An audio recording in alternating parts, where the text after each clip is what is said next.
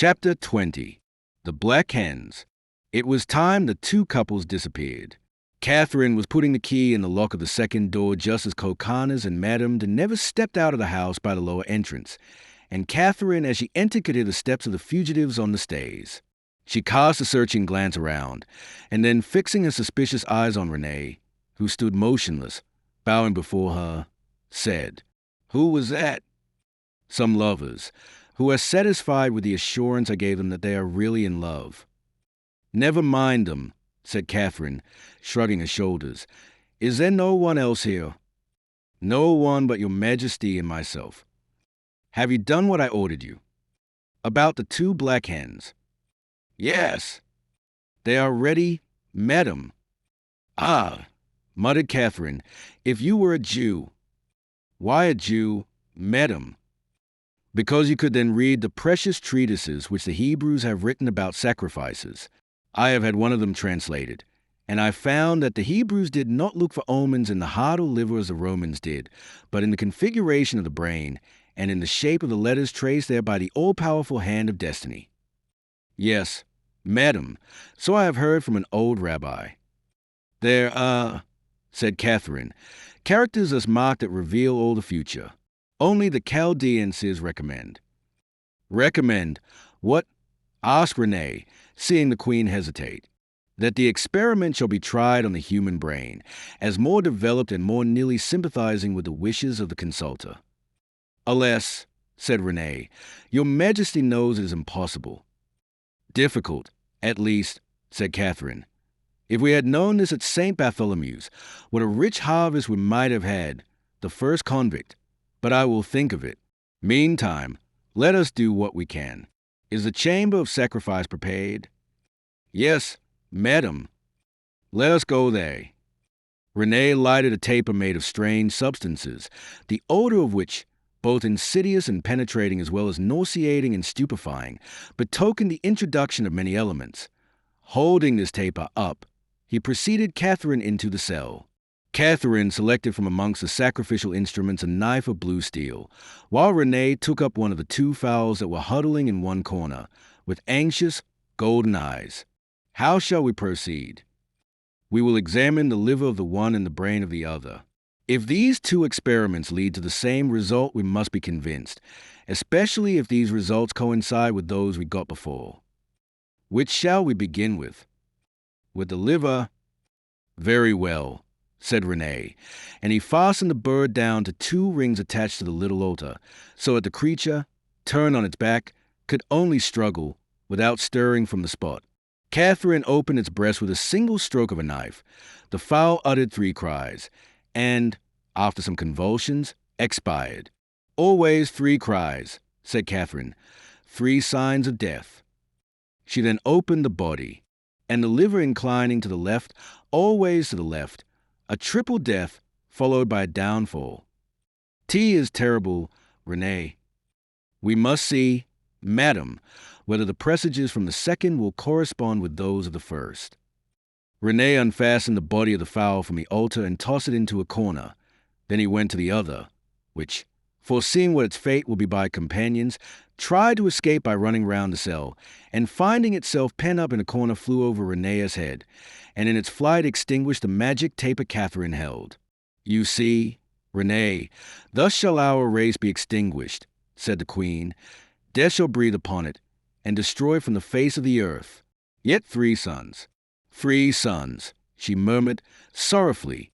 Renee took from her the extinguished taper, and went into the adjoining room to relight it.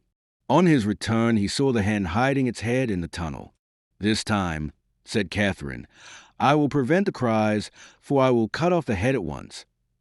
And accordingly, as soon as the hen was bound, Catherine, as she had said, severed the head at a single blow, but in the last agony the beak opened 3 times, and then closed forever. "Do you see?" said Catherine, terrified. "Instead of 3 cries, 3 sighs? Always 3. They will all 3 die. All these spirits before they depart count and call 3. Let us now see the prognostications in the head."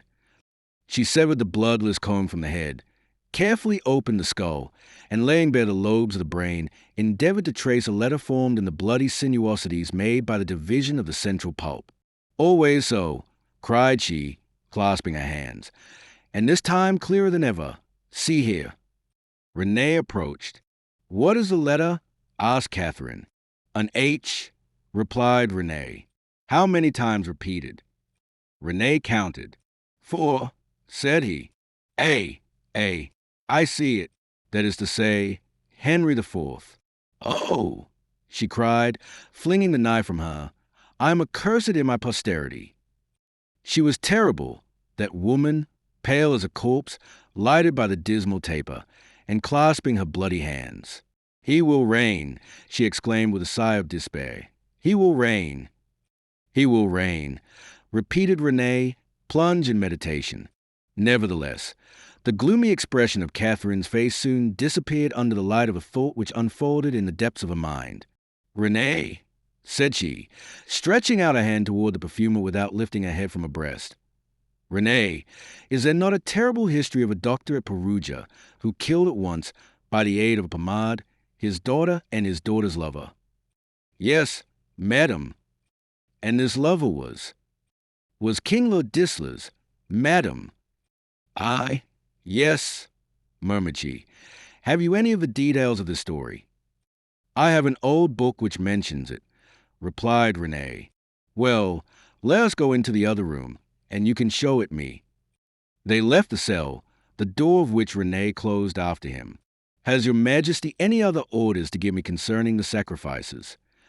"No, Renee, I am for the present sufficiently convinced. We will wait till we can secure the head of some criminal, and on the day of the execution, you must arrange with the hangman." Renee bowed in token of obedience. Then, holding his candle up, he let the light fall on the shelves where his book stood, climbed on a chair, took one down, and handed it to the queen.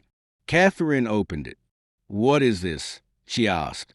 "On the method of raising and training tercels, falcons, and gerfalcons to be courageous, valiant, and always ready for flight." "Ah, pardon me, madam, I made a mistake. That is a treatise on venery written by a scientific man of Lucca for the famous Castruccio Castracani. It stood next the other and was bound exactly like it. I took down the wrong one. However, it is a very precious volume. There are only 3 copies extant. One belongs to the library at Venice. The other was bought by your grandfather Lorenzo and was offered by Pietro de Medici to King Charles VIII when he visited Florence, and the third you have in your hands."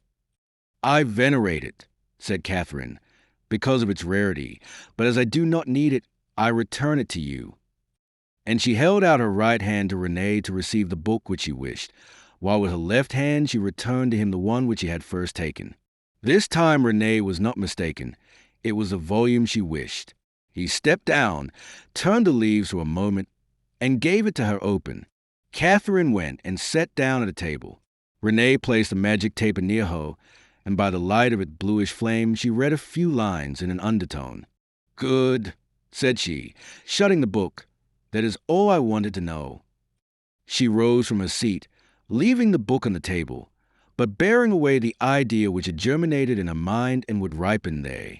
Renee waited respectfully, taper in hand, until the queen, who seemed about to retire, should give him fresh orders or ask fresh questions.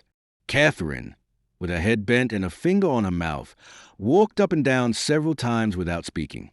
Then suddenly stopping before Renee and fixing on him her eyes, round and piercing like a hawk's. "Confess you have made for her some love philtre," said she. "For whom?" asked Renee, starting. "La sauve." "Aye, madam," said Renee, "never, never. I swear it on my soul. There must be some magic in it, however, for he is desperately in love with her, though he is not famous for his constancy."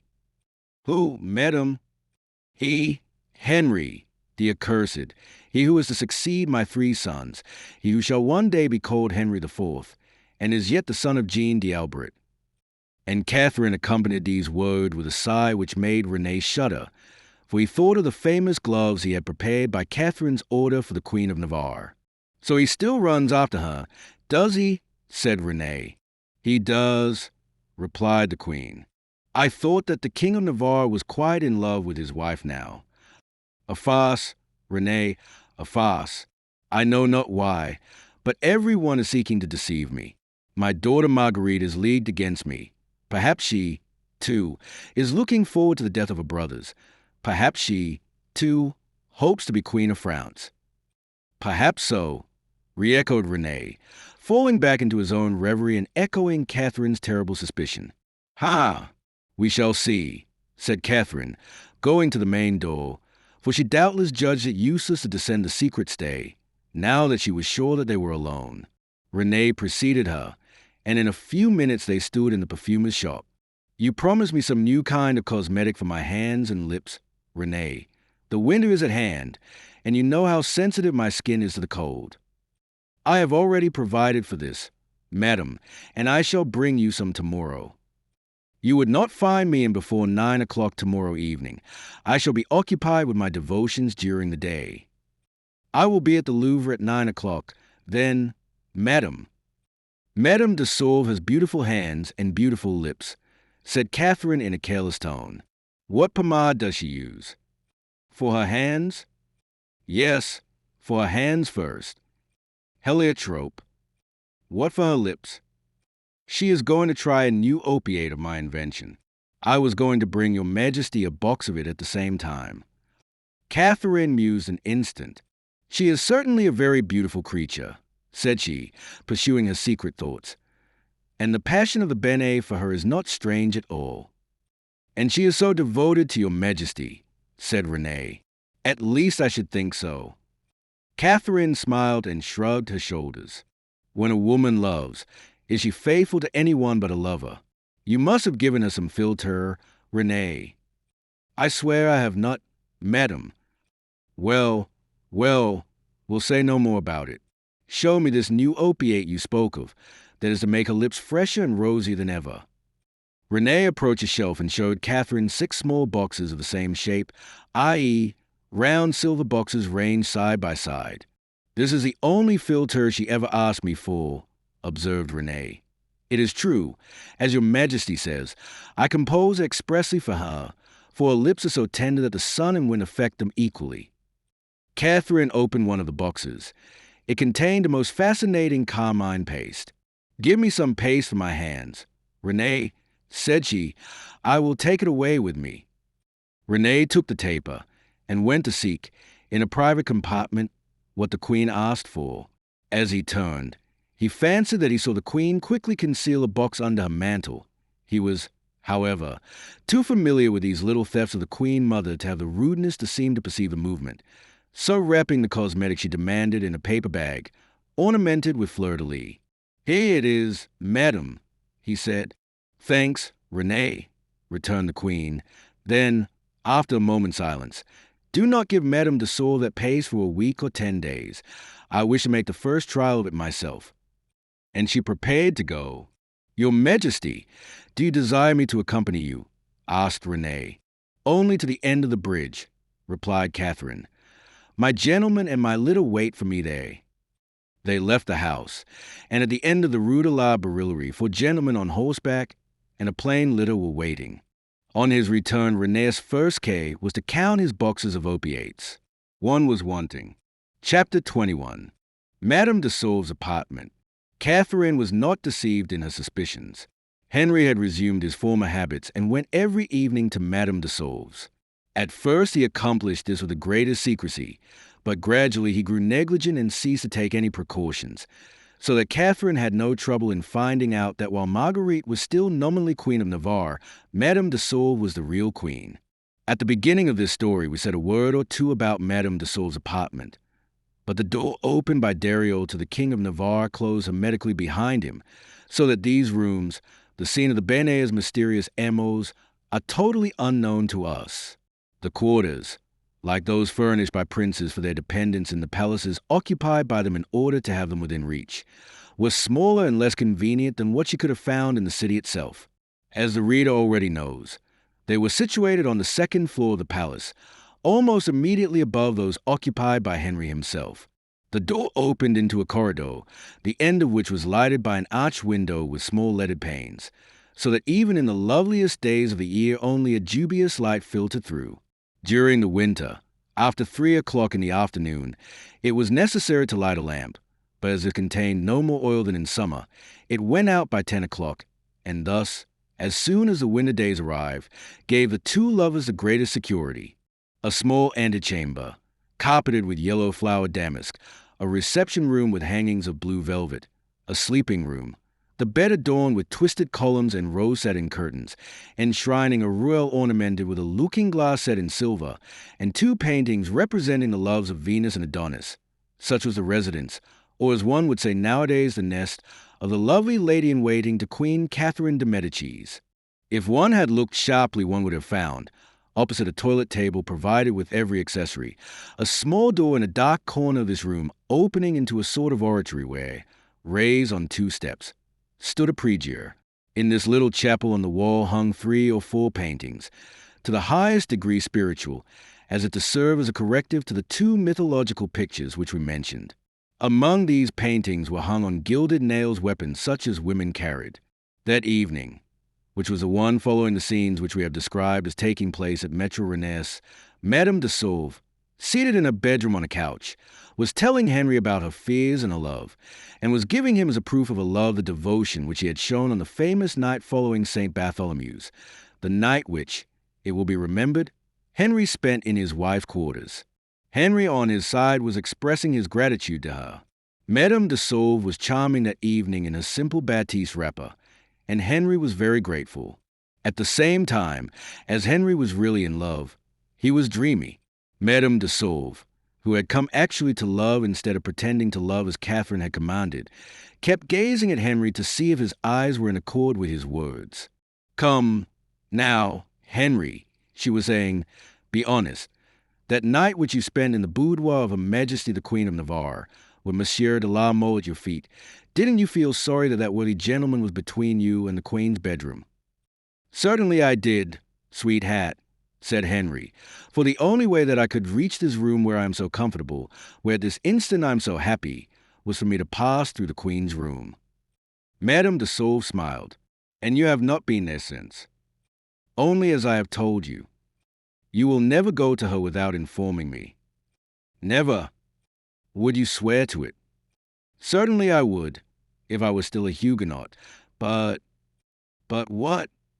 "But the Catholic religion, the dogmas of which I am now learning, teach me that one must never take an oath." "Gascon," exclaimed Madame de Sauve, shaking her head.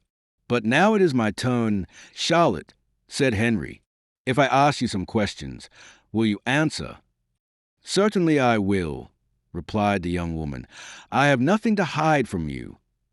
"Now look here, Charlotte," said the king. "Explain to me just for once how it came about that after the desperate resistance which you made to me before my marriage, you became less cruel to me who am an awkward Bearnais, an absurd provincial, a prince too poverty-stricken, indeed, to keep the jewels of his crown polished." "Henry," said Charlotte, "you are asking the explanation of the enigma which the philosophers of all countries have been trying to determine for the past 3,000 years. Henry, never ask a woman why she loves you. Be satisfied with asking, 'Do you love me?'" "Do you love me?" Charlotte asked Henry. "I love you," replied Madame de Sauve, with a fascinating smile, dropping her pretty hand into her lover's. Henry retained the hand. "But," he went on to say, following out his thought, "supposing I have guessed a word which the philosophers have been vainly trying to find for 3,000 years, at least as far as you are concerned, Charlotte." Madame de Sauve blushed. "You love me," pursued Henry. "Consequently, I have nothing else to ask you, and I consider myself the happiest man in the world. But you know happiness is always accompanied by some lack. Adam, in the midst of Eden, was not perfectly happy, and he bit into that miserable apple which imposed upon us all that love for novelty that makes every one spend his life in the search for something unknown.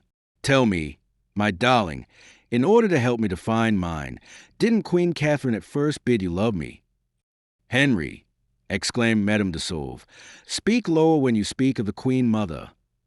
"Oh," exclaimed Henry, with a spontaneity and boldness which deceived Madame de Sauve herself.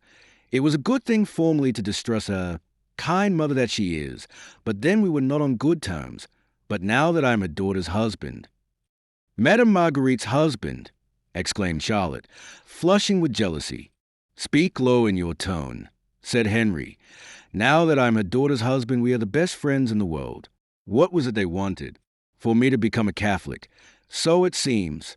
Well, grace has touched me, and by the intercession of Saint Bartholomew, I have become one. We live together like brethren in a happy family, like good Christians." "And Queen Marguerite—" "Queen Marguerite," repeated Henry. "Oh, well, she is a link uniting us." "But, Henry, you said that the Queen of Navarre, as a reward for the devotion I showed her, had been generous to me. If what you say is true, if this generosity, for which I have cherished deep gratitude toward her, is genuine, she is a connecting link easy to break. So you cannot trust this support, for you have not made your pretended intimacy impose on anyone. Still I do rest on it, and for 3 months it has been the bolster on which I have slept." "Then, Henry," cried Madame de Sauve, "you have deceived me, and Madame Marguerite is really your wife." Henry smiled. "Henry," said Madame de Sauve, "you have given me one of those exasperating smiles which make me feel the cruel desire to scratch your eyes out, king though you are." "Then," said Henry, "I seem to be imposing now by means of this pretended friendship, since there are moments when, king though I am, you desire to scratch out my eyes, because you believe that it exists." "Henry, said Madame de Sauve, "I believe that God himself does not know what your thoughts are." "My sweet hat," said Henry, "I think that Catherine first told you to love me, next, that your heart told you the same thing, and that when those 2 voices are speaking to you, you only your hearts. Now here I am. I love you and love you with my whole heart, and that is the very reason why if ever I should have secrets I should not confide them to you, for fear of compromising you, of course. For the Queen's friendship is changeable. It is a mother-in-law's." This was not what Charlotte expected. It seemed to her that the thickening veil between her and her lover every time she tried to sound the depths of his bottomless heart was assuming the consistency of a wall, and was separating them from each other. So she felt the tears springing to her eyes as he made this answer, and as it struck 10 o'clock just at that moment, "Sire," said Charlotte, "it is my bedtime. My duties call me very early tomorrow morning to the Queen Mother." "So you drive me away tonight, do you, sweetheart?" "Henry, I am sad. As I am sad, you would find me tedious, and you would not like me any more. You see that it is better for you to withdraw." "Very good," said Henry. "I will withdraw if you insist upon it. Only, ventre Saint Gris, you must at least grant me the favor of staying for your toilet." "But Queen Marguerite, sire, won't you keep her waiting if you remain?" "Charlotte," replied Henry, gravely, "it was agreed between us that we should never mention the Queen of Navarre, but it seems to me that this evening we have talked about nothing but her." Madame de Sauve sighed. Then she went and sat down before her toilet table. Henry took a chair, pulled it along toward the one that served as his mistress's seat, and setting one knee on it while he leaned on the back of the other, he said, "Come, my good little Charlotte, let me see you make yourself beautiful, and beautiful for me whatever you said. Heavens, what things, what scent bottles, what powders, what phials, what perfumery boxes." "They!" exclaimed Henry, "let us not fall back on politics. What is that little fine delicate brush? Should it not be for painting the eyebrows of my Olympian Jupiter?" "Yes, sire," replied Madame de Sauve, "and you have guessed at the first shot. And that pretty little ivory rake, 'tis for parting the hay. And that charming little silver box with a chase cover. Oh, that is something René sent, sire. 'Tis a famous opiate which he has been promising me so long, to make still sweeter the lips which your majesty has been good enough sometimes to find rather sweet." And Henry, as if to test what the charming woman said, touched his lips to the ones which he was looking at so attentively in the mirror. Now that they were returning to the field of coquetry, the cloud began to lift from the Baroness's brow. She took up the box which had thus been explained, and was just going to show Henry how the vermilion salve was used, when a sharp rap at the antechamber door startled the two lovers. "Someone is knocking, madam," said Dario, thrusting a head through the opening of the portiere. "Go and find out who it is, and come back," said Madame de Sauve. Henry and Charlotte looked at each other anxiously, and Henry was beginning to think of retiring to the oratory, in which he had already more than once taken refuge, when Dario reappeared. "Madam," said she, "it is Maître René, the perfumer." At this name Henry frowned, and involuntarily bit his lips. "Do you want me to refuse him admission?" asked Charlotte. "No," said Henry. "Maître René never does anything without having previously thought about it. If he comes to you, it is because he has a reason for coming. In that case, do you wish to hide?" "I shall be careful not to," said Henry, "for Maître René knows everything. Therefore Maître René knows that I am here." "But has not your Majesty some reason for thinking his presence painful to you?" "I," said Henry, making an effort, which in spite of his willpower he could not wholly dissimulate. "I? None at all. We are rather cool to each other, it is true, but since the night of St. Bartholomew we have been reconciled." "Let him enter," said Madame de Sauve to Dario. A moment later René appeared, and took in the whole room at a glance. Madame de Sauve was still before her toilet table. Henry had resumed his place on the couch. Charlotte was in the light, and Henry in the shadow. "Madam," said René, with respectful familiarity, "I have come to offer my apologies." "For what, René?" asked Madame de Sauve, with that condescension which pretty women always use towards the world of tradespeople who surround them, and whose duty it is to make them more beautiful. "Because long ago I promised to work for these pretty lips, and because you did not keep your promise until today. Is that it?" asked Charlotte. "Until today," repeated René. "Yes, it was only today, in fact, this evening, that I received the box you sent me." "Ah, indeed," said René, looking strangely at the small opiate box on Madame de Sauve's table, which was precisely like those he had in his shop. "I thought so," he murmured. "And you have used it?" "No, not yet. I was just about to try it as you entered." René's face assumed a dreamy expression, which did not escape Henry. Indeed, very few things escape him. "Well, René, what are you going to do now?" asked the king. "I? Nothing, sire," said the perfumer. "I am humbly waiting until your Majesty speaks to me, before taking leave of Madame la Baronne." "Come, now," said Henry, smiling. "Do you need my word to know that it is a pleasure to me to see you?" René glanced around him, made a tour of the room as if to sound the doors and the curtains with his eye and ear. Then he stopped and standing so that he could embrace at a glance both Madame de Sauve and Henry. "I do not know it," said he, thanks to the admirable instinct which like a sixth sense guided him during the first part of his life in the midst of impending dangers. Henry felt that at that moment something strangely resembling a struggle was passing through the mind of the perfumer, and turned towards him, still in the shadow, while the Florentine's face was in the light. "You here at this hour, René?" said he. "Am I unfortunate enough to be in your Majesty's way?" asked the perfumer, stepping back. "No, but I want to know one thing." "What, sire?" "Did you think you would find me here?" "I was sure of it." "You wanted me, then?" "I am glad to have found you, at least." "Have you something to say to me?" persisted Henry. "Perhaps, sire," replied René. Charlotte blushed, for she feared that the revelation which the perfumer seemed anxious to make might have something to do with her conduct towards Henry.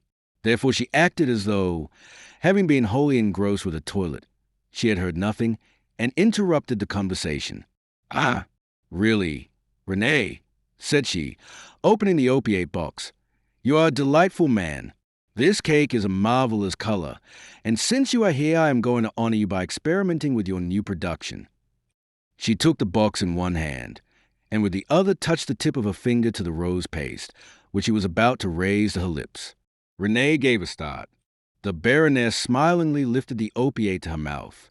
René turned pale. Still in the shadow, but with fixed and glowing eyes. Henry lost neither the action of the one nor the shudder of the other. Charlotte's hand had but a short distance to go before it would touch her lips when Renee seized her arm, just as Henry rose to do so. Henry fell back noiselessly on the couch. "One moment, madam," said Renee, with a constrained smile. "You must not use this opiate without special directions." "Who will give me these directions?" "I." "When?" "As soon as I have finished saying what I have to say to His Majesty the King of Navarre." Charlotte opened her eyes wide, understanding nothing of the mysterious language about her, and sat with the opiate pot in one hand, gazing at the tip of her finger, red with the rouge. Henry rose, and moved by a thought which, like all those of the young king, had two sides, one which seemed superficial, the other which was deep. He took Charlotte's hand and, red as it was, made as though to raise it to his lips. "One moment," said Renee, quickly, "one moment. Be kind enough, madam, to rinse your lovely hands with this soap from Naples which I neglected to send you at the same time as the rouge, and which I have the honor of bringing you now." Drawing from its silver wrapping a cake of green soap, he put it in a vermilion basin, poured some water over it, and, with one knee on the floor, offered it to Madame de Sauve. "Why, really, Maître René, I no longer recognize you," said Henry. "You are so gallant that you far outstrip every court fop." "Oh, what a delicious perfume!" cried Charlotte, rubbing her beautiful hands with the pearly foam made by the scented cake. René performed his office of courtier to the end. He offered a napkin of fine Frisian linen to Madame de Sauve, who dried her hands on it. "Now," said the Florentine to Henry, "let your mind be at rest, Monseigneur." Charlotte gave her hand to Henry, who kissed it, and while she half turned on a chair to listen to what René was about to say, the King of Navarre returned to his couch, more convinced than ever that something unusual was passing through the mind of the perfumer. "Well?" asked Charlotte. The Florentine apparently made an effort to collect all his strength, and then turned towards Henry. Chapter 22. "Sire, you shall be king." "Sire," said René to Henry, "I have come to speak of something which has been on my mind for some time." "Perfumery?" said Henry, smiling. "Well, yes, sire, perfumery," replied René, with a singular nod of acquiescence. "Speak, I am listening to you. This is a subject which has always interested me deeply." René looked at Henry to try, in spite of his words, to read the impenetrable thought. But seeing that it was perfectly impossible, he continued, "One of my friends, sire, has just arrived from Florence. This friend is greatly interested in astrology." "Yes," interrupted Henry, "I know that it is a passion with Florentines. In company with the foremost students of the world, he has read the horoscopes of the chief gentlemen of Europe." Ah, exclaimed Henry. "And as the House of Bourbon is at the head of the highest, descended as it is from the Count of Clermont, the fifth son of St. Louis, your Majesty must know that your horoscope has not been overlooked." Henry listened still more attentively. "Do you remember this horoscope?" said the King of Navarre, with a smile which he strove to render indifferent. "Oh," replied René, shaking his head, "your horoscope is not one to be forgotten." "Indeed," said Henry, ironically. "Yes, sire. According to this horoscope, your Majesty is to have a most brilliant destiny." The young prince gave a lightning glance which was almost at once lost under cover of indifference. "Every Italian oracle is apt to flatter," said Henry, "but he who flatters lies. Are there not those who have predicted that I would command armies? I." He burst out laughing, but an observer less occupied with himself than René would have noticed and realized the effort of this laugh. "Sire," said René, coldly, "the horoscope tells better than that. Does it foretell that at the head of one of these armies I shall win battles?" "Better than that, sire." "Well," said Henry, "you will see that I shall be conqueror." "Sire, you shall be king." "Well, Venter Saint Grace," exclaimed Henry, repressing a violent beating of his heart. "Am I not that already?" "Sire, my friend knows what he promises. Not only will you be king, but you will reign." "In that case," said Henry, in the same mocking tone. "Your friend must have 10 crowns of gold. Must he not, Renee? For such a prophecy is very ambitious, especially in times like these. Well, Renee, as I am not rich, I will give your friend 5 now and 5 more when the prophecy is fulfilled." "Sire," said Madame de Sauve, "do not forget that you are already pledged to Dario, and do not overburden yourself with promises." "Madame," said Henry, "I hope when this time comes I shall be treated as a king, and that they will be satisfied if I keep half of my promises." "Sire," said Renee, "I will continue." "Oh, that is not all, then," said Henry. "Well, if I am emperor, I will give twice as much." "Sire, my friend has returned from Florence with a horoscope, which he renewed in Paris, and which always gives the same result, and he told me a secret." "A secret of interest to His Majesty?" asked Charlotte, quickly. "I think so," said the Florentine. "He is searching for words," thought Henry, without in any way coming to Renee's rescue. "Apparently the thing is difficult to tell." "Speak, then," went on the Baroness de Sauve. "What is it about?" "It is about all the rumors of poisoning," said the Florentine, weighing each of his words separately. "It is about all the rumors of poisoning which for some time have been circulated around court." A slight movement of the nostrils of the King of Navarre was the only indication of his increased attention at the sudden turn in the conversation. "And your friend the Florentine," said Henry, "knows something about this poisoning." "Yes, sire. This friend has some advice to ask of your Majesty." "Of me? What is there surprising in that, sire? Remember the old soldier of Actium who, having a lawsuit on hand, asked advice of Augustus. Augustus was a lawyer, Renee, and I am not. Sire, when my friend confided the secret to me, your Majesty still belonged to the Calvinist party, of which you were the chief head, and of which Monsieur de Condé was the second." "Well," said Henry, "this friend hoped that you would use your all-powerful influence over Monsieur de Condé and beg him not to be hostile to him." "Explain this to me, Renee, if you wish me to understand it," said Henry, without betraying the least change in his face or voice. "Sire, your Majesty will understand at the first word. This friend knows all the particulars of the attempt to poison Monseigneur de Condé." "There has been an attempt to poison the Prince de Condé," exclaimed Henry with a well-assumed astonishment. "Ah, indeed? And when was this?" Renee looked fixedly at the king, and replied merely by these words: "A week ago, your Majesty." "Some enemy?" asked the king. "Yes," replied Renee, "an enemy whom your Majesty knows and who knows your Majesty." "As a matter of fact," said Henry, "I think I have heard this mentioned, but I am ignorant of the details which your friend has to reveal. Tell them to me." "Well, a perfumed apple was offered to the Prince of Condé. Fortunately, however, when it was brought to him, his physician was with him. He took it from the hands of the messenger and smelled it to test its odor and soundness. 2 days later, a gangrene swelling of the face, an extravasation of the blood, a running so which ate away his face, were the price of his devotion or the result of his imprudence." "Unfortunately," replied Henry, "being half Catholic already, I have lost all influence over Monsieur de Condé. Your friend was wrong, therefore, in addressing himself to me. It was not only in regard to the Prince de Condé that your Majesty could be of use to my friend, but in regard to the Prince de Porcian also, the brother of the one who was poisoned." "Ah!" exclaimed Charlotte. "Do you know, Renee, that your stories partake of the gruesome? You plead at a poor time. It is late. Your conversation is deathlike. Really, your perfumes are worth more." Charlotte again extended her hand towards the opiate box. "Madam," said Renee, "before testing that, as you are about to do, hear what cruel results wicked men can draw from it."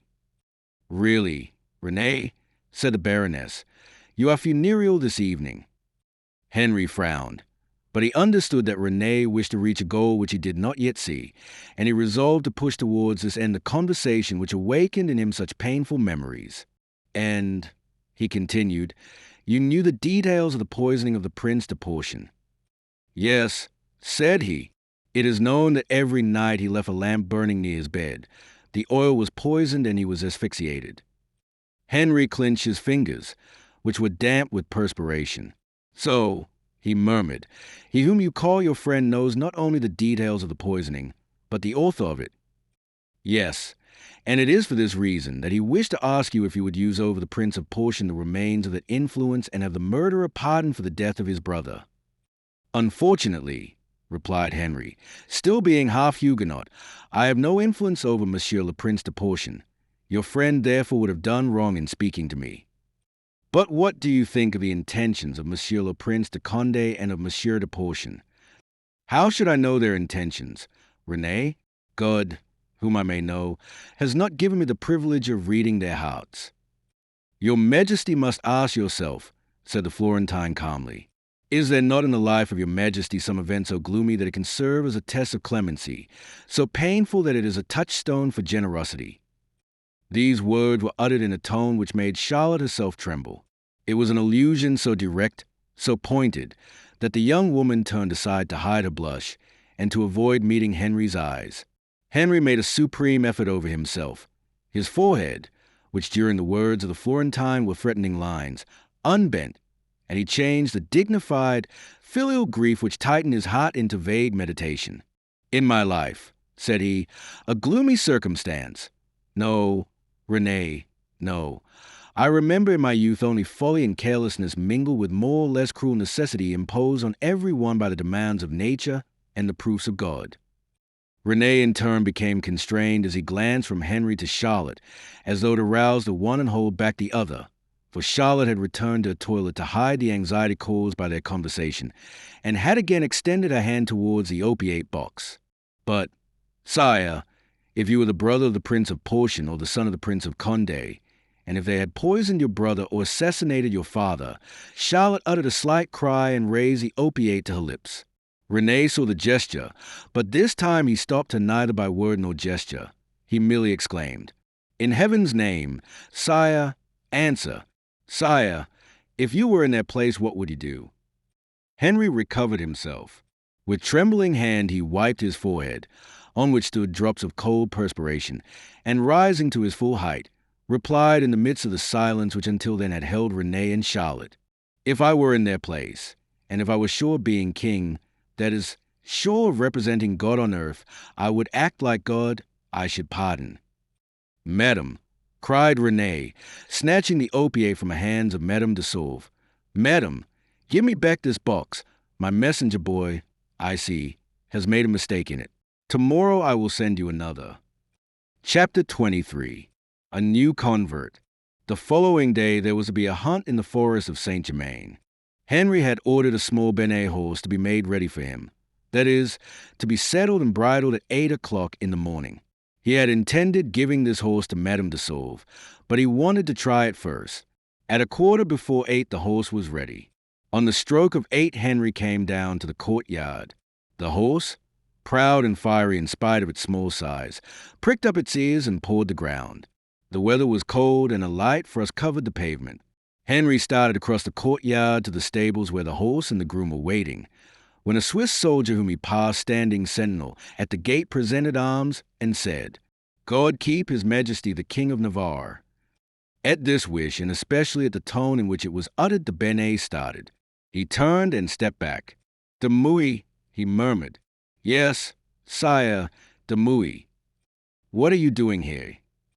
Looking for you. Why are you looking for me? I must speak to your Majesty. Unfortunately, said the king, approaching him, do you not know you risk your head? I know it. Well, I am here. Henry turned slightly pale, for he knew that he shared the danger run by this rash young man.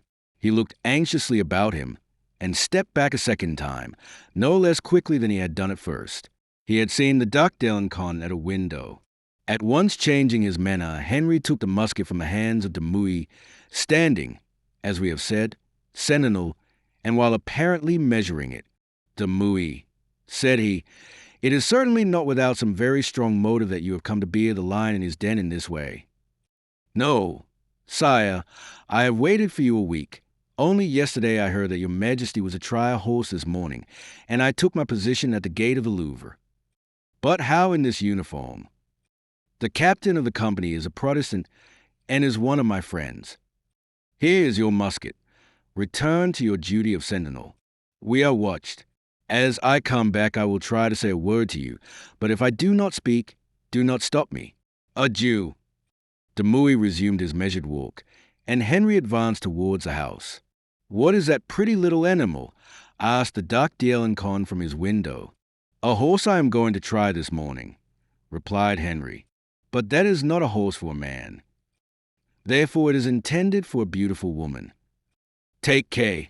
Henry, you are going to be indiscreet, for we shall see this beautiful woman at the hunt, and if I do not know whose knight you are, I shall at least know whose equerry you are. No, my lord, you will not know, said Henry, with his feigned good humor, for this beautiful woman cannot go out this morning. She is indisposed. He sprang into the saddle. Ah, bow, cried d'Alencon, laughing, pour Madame de Sauve. Francois, it is you who are indiscreet. What is the matter with the beautiful Charlotte? Went on the Duc d'Alencon. Why, replied Henry, spurring his horse to a gallop and making him describe a graceful curve. Why, I have no idea. A heaviness in the head, according to what Dario tells me. A torpor of the whole body. In short, general debility. And will this prevent you from joining us? Asked the Duke. Why should it? Asked Henry. You know that I dote on a hunt, and that nothing could make me miss one. But you will miss this one, Henry, said the Duke, after he had turned and spoken for an instant with someone unnoticed by Henry, who addressed Francois from the rear of the room, for his majesty tells me that the hunt cannot take place. Bow, said Henry, in the most disappointed tone imaginable. Why not? Very important letters from Monsieur de Nevis, it seems. There is a council among the king, the queen mother, and my brother the Duc d'Anjou. Ah, said Henry to himself. Could any news have come from Poland? Then aloud, in that case, he continued, it is useless for me to run any further risk on this thrust. Goodbye, brother. Pulling up his horse in front of de Mouy. My friend, said he, call one of your comrades to finish your sentinel duty for you. Help the groom ungirth my horse. Put the saddle over your head and carry it to the saddler's. There is some embroidery to be done on it, which there was not time to finish for today. You will bring an answer to my apartments. De Mouy hastened to obey, for the Duc d'Alencon had disappeared from his window, and it was evident that he suspected something. In fact, scarcely had de Mouy disappeared through the gate before the Duc d'Alencon came in sight. A real Swiss was in de Mouy's place. d'Alencon looked carefully at the new sentinel, then turning to Henry. This is not the man you were talking with just now, is it, brother? The other is a young man who belongs to my household and whom I had entered the Swiss Guards. I have just given him a commission, and he has gone to carry it out. Ah, said the Duke, as if his reply sufficed. And how is Marguerite? I am going to ask her, brother. Have you not seen her since yesterday? No, I went to her about 11 o'clock last night, but Galon told me that she was tired and had gone to sleep. You will not find her in her room. She has gone out. Oh, said Henry, very likely. She was to go to the convent de l'Annonciade. There was no way of carrying the conversation further, as Henry had seemingly made up his mind simply to answer. The two brothers-in-law therefore departed, the Duc d'Alencon to go for news. He said, the King of Navarre to return to his room. Henry had been there scarcely 5 minutes when he heard a knock at the door. Who is it? He asked. Sire, replied a voice which Henry recognized as that of de Mouy. It is the answer from the saddler.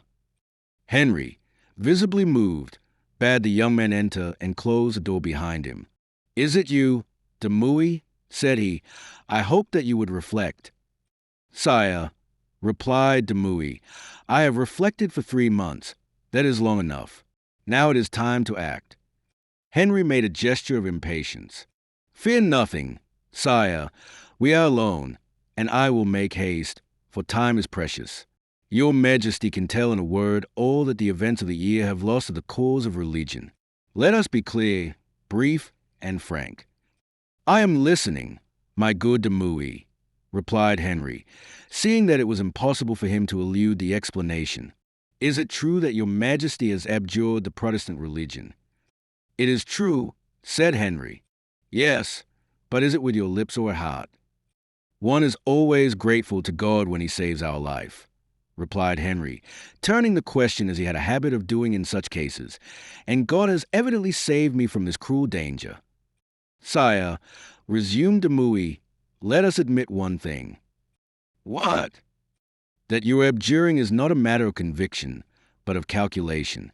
You have abjured so that the king would let you live, and not because God has saved your life. Whatever the cause of my conversion, de Mouy, replied Henry, I am none the less a Catholic. Yes, but shall you always be one? The first chance you have for resuming your freedom of life and of conscience, will you not resume it? Well, this opportunity has presented itself. La Rochelle has revolted. Roussillon and Bern are merely waiting for one word before acting. In Guyenne every one cries for war. Merely tell me if you were forced into taking the step, and I will answer for the future. A gentleman of my birth is not forced, my dear de Mouy. That which I have done voluntarily. But, sire, said the young man, his heart oppressed with his resistance which he had not expected, you do not remember that in acting thus you abandon and betray us. Henry was unmoved. Yes, went on de Mouy, yes, you betray us, sire, for several of us, at the risk of our lives, have come to save your honor and your liberty. We are prepared to offer you a throne. Sire, do you realize this? Not only liberty, but power, a throne of your own choice, for in 2 months you could choose between Navarre and France. De Mouy, said Henry, covering his eyes, which in spite of himself had emitted a flash at the above suggestion. De Mouy, I am safe. I am a Catholic. I am the husband of Marguerite. I am the brother of King Charles. I am the son-in-law of my good mother Catherine. De Mouy, in assuming these various positions, I have calculated their opportunities and also their obligations. But, sire, said de Mouy, what must one believe? I am told that your marriage is not contracted, that at heart you are free, that the hatred of Catherine— Lies, lies, interrupted de Benet hastily. Yes, you have been shamefully deceived, my friend. This dear Marguerite is indeed my wife. Catherine is really my mother, and King Charles IX is the lord and master of my life and of my heart. De Mouy shuddered, and an almost scornful smile passed over his lips. In that case, sire, said he, dropping his arms dejectedly, and trying to fathom that soul filled with shadows, this is the answer I am to take back to my brothers.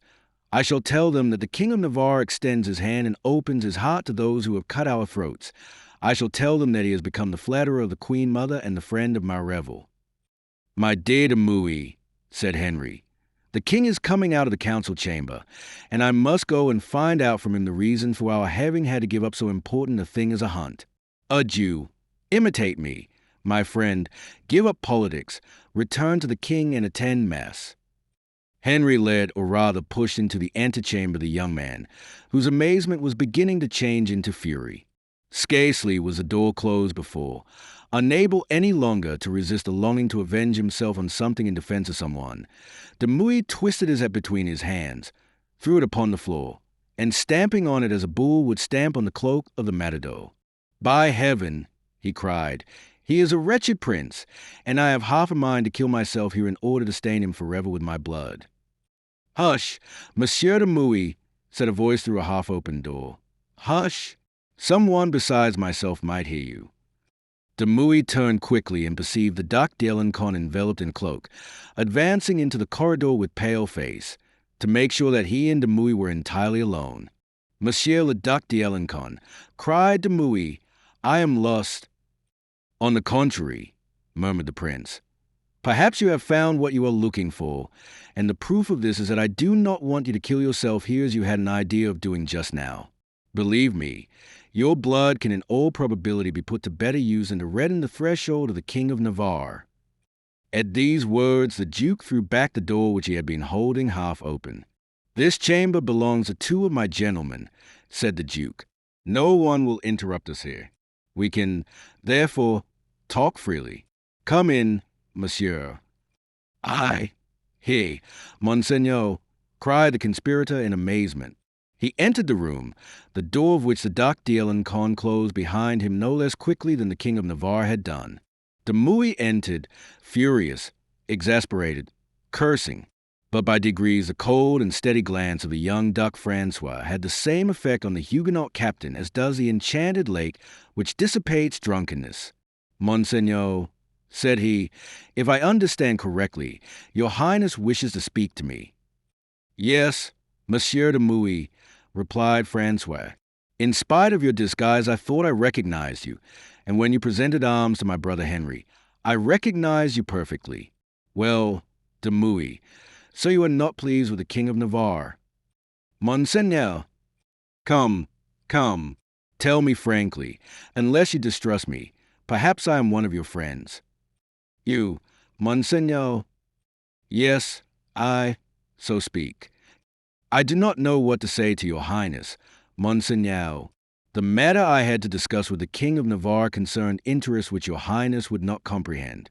Moreover, added de Mouy with a manner which he strove to render indifferent, they were mere trifles. Trifles? Said the Duke. Yes, Monseigneur. Trifles, for which you felt you would risk your life by coming back to the Louvre, where you know your head is worth its weight in gold. We are not ignorant of the fact that you, as well as the King of Navarre and the Prince de Condé, are one of the leaders of the Huguenots. If you think that, Monseigneur, act towards me as a brother of King Charles and the son of Queen Catherine should act. Why should you wish me to act in that way, when I have told you that I am a friend of yours? Tell me the truth. Do not sway, Monseigneur. The Reformed Church forbids the taking of oaths, and especially of false oaths. De Mouy frowned. I tell you I know all, continued the Duke. De Mouy was still silent. You doubt it? Said the prince with affected persistence. Well, my dear de Mouy, we shall have to be convinced. Come, now, you shall judge if I am wrong. Did you or did you not propose to my brother-in-law Henry, in his room just now? The Duke pointed to the chamber of the Benet, your aid and that of your followers to reinstate him in his kingdom of Navarre. De Mouy looked at the Duke with a startled gaze, a proposition which he refused with terror. De Mouy was still amazed. Did you then invoke your old friendship, the remembrance of a common religion? Did you even hold out to the King of Navarre a very brilliant hope, a hope so brilliant that he was dazzled by it, the hope of winning the crown of France? Come, tell me, am I well informed? Is that what you came to propose to the Benet? Monseigneur, cried de Mouy, this is so true that I now wonder if I should not tell your Royal Highness that you have lied, to arouse in this chamber a combat without mercy, and thus to make sure of the extinction of this terrible secret by the death of both of us. Gently, my brave de Mouy, gently, said the Duc d'Alencon without changing countenance, or without taking the slightest notice of this terrible threat.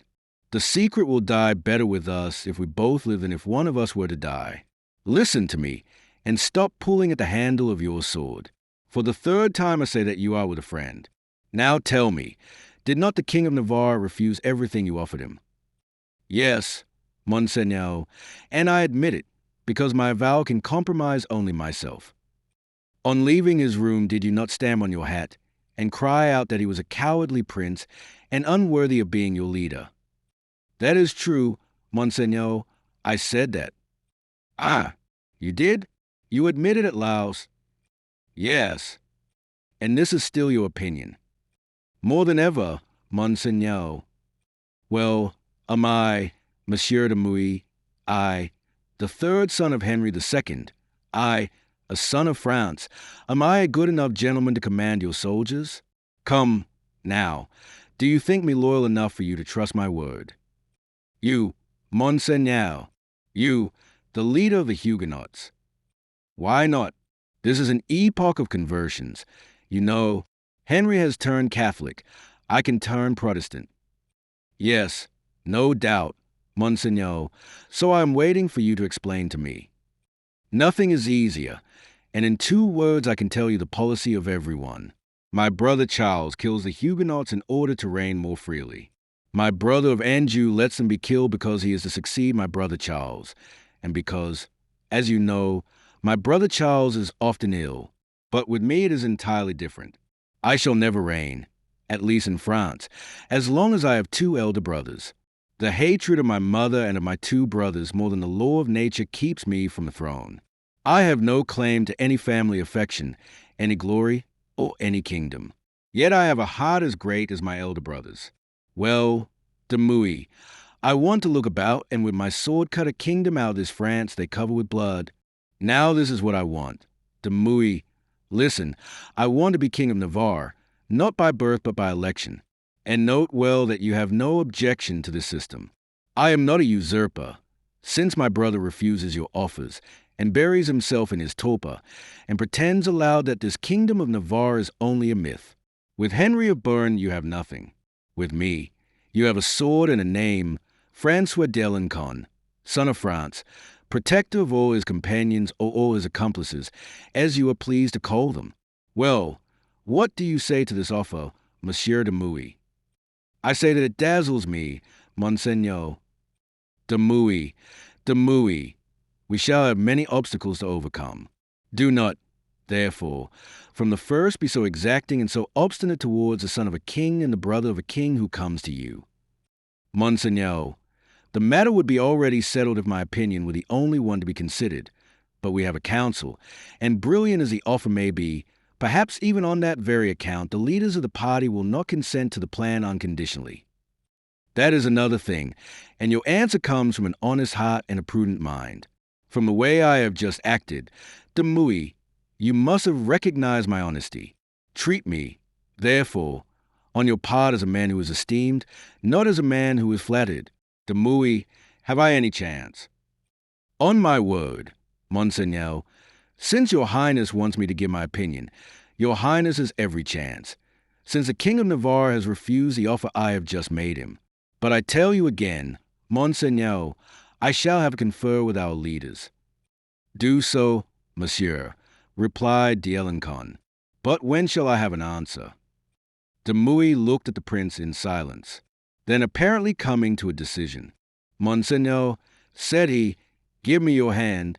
I must of the hand of a son of France touch mine to make sure that I shall not be betrayed. The Duke not only extended his hand towards de Mouy, but grasped de Mouy's and pressed it. Now, Monseigneur, I'm satisfied, said the young Huguenot. If we were betrayed, I should say that you had nothing to do with it. Otherwise, Monseigneur, however slightly you might be concerned in the treason, you would be dishing it. Why do you say that to me, de Mouy, before telling me that you will bring me the answer from your leaders? Because, Monseigneur, asking me when you would have your answer was the same as asking me where are the leaders, and because if I said to you, this evening, you would know that the chiefs were hiding in Paris. As he uttered these words, with a gesture of mistrust, de Mouy fixed his piercing glance on the false vacillating eyes of the young man. Well, said the Duke, you still have doubts, Monsieur de Mouy, but I cannot expect entire confidence from you at first. You will understand me better later. We shall be bound by common interests which will rid you of all suspicion. You say this evening. Then, Monsieur de Mouy? Yes, Monseigneur, for time presses. Until this evening. But where shall I see you, if you please? At the Louvre, here in this room. Does it suit you? Is this occupied? Said de Mouy, glancing at the 2 beds opposite each other. By 2 of my gentlemen, yes. Monseigneur, it seems to me imprudent to return to the Louvre. Why so? Because if you have recognized me, others also may have as good eyes as your Highness, and may recognize me. However, I will return to the Louvre if you will grant me what I am about to ask of you. What is that? A passport. A passport from me found on you would ruin me and would not save you. I can do nothing for you unless in the eyes of the world we are strangers to each other. The slightest relation between us, noticed by my mother or my brother, would cost me my life. You are therefore protected by my interest in myself from the moment I compromise myself with the others, as I am now compromising myself with you. Free in my sphere of action, strong if I'm unknown, so long as I myself remain impenetrable, I will guarantee you everything. Do not forget this. Make a fresh appeal to your courage. Therefore, try on my word of honor what you tried without the word of honor of my brother. Come this evening to the Louvre. But how do you wish me to come? I cannot venture in these rooms in my present uniform. It is for the vestibules and the courts. My own is still more dangerous, since everyone knows me here, and since it in no way disguises me. Therefore I will look. Wait, I think that, yes, here it is. The Duke had looked around him, and his eyes stopped at La Mole's clothes, thrown temporarily on the bed, that is, on the magnificent cherry-colored cloak embroidered in gold, of which we have already spoken, on a cap ornamented with a white plume surrounded by a rope of gold and silver marguerites, and finally on a pale gray satin and gold doublet. Do you see this cloak, this plume, and this doublet? Said the Duke. They belong to Monsieur de la Mole, one of my gentlemen, a fop of the highest type. The cloak was the rage at court, and when he wore it, Monsieur de la Mole was recognized 100 feet away. I will give you the address of the tailor who made it for him. By paying him double what it is worth, you will have one exactly like it by this evening. You will remember the name of Monsieur de la Mole, will you not? Scarcely had the Duc d'Alencon finished making the suggestion, when a step was heard approaching in the corridor, and a key was turned in the lock. "Who is that?" cried the Duke, rushing to the door and drawing the bolt. "By heaven," replied a voice from outside, "I find that a strange question. Who are you yourself? This is pleasant. I return to my own room, and am asked who I am. Is it you, Monsieur de la Mole?" "Yes, it is I, without a doubt. But who are you?" While La Mole was expressing his surprise at finding his room occupied, and while he was trying to discover its new occupant, the Duc d'Alencon turned quickly, one hand on the lock, the other on the key. "Do you know Monsieur de la Mole?" he asked of Demouy. "No, Monseigneur." "I think not. In that case it will be all right." Appear to be looking out of the window. Demouy obeyed in silence, for La Mole was beginning to grow impatient, and was knocking on the door with all his might.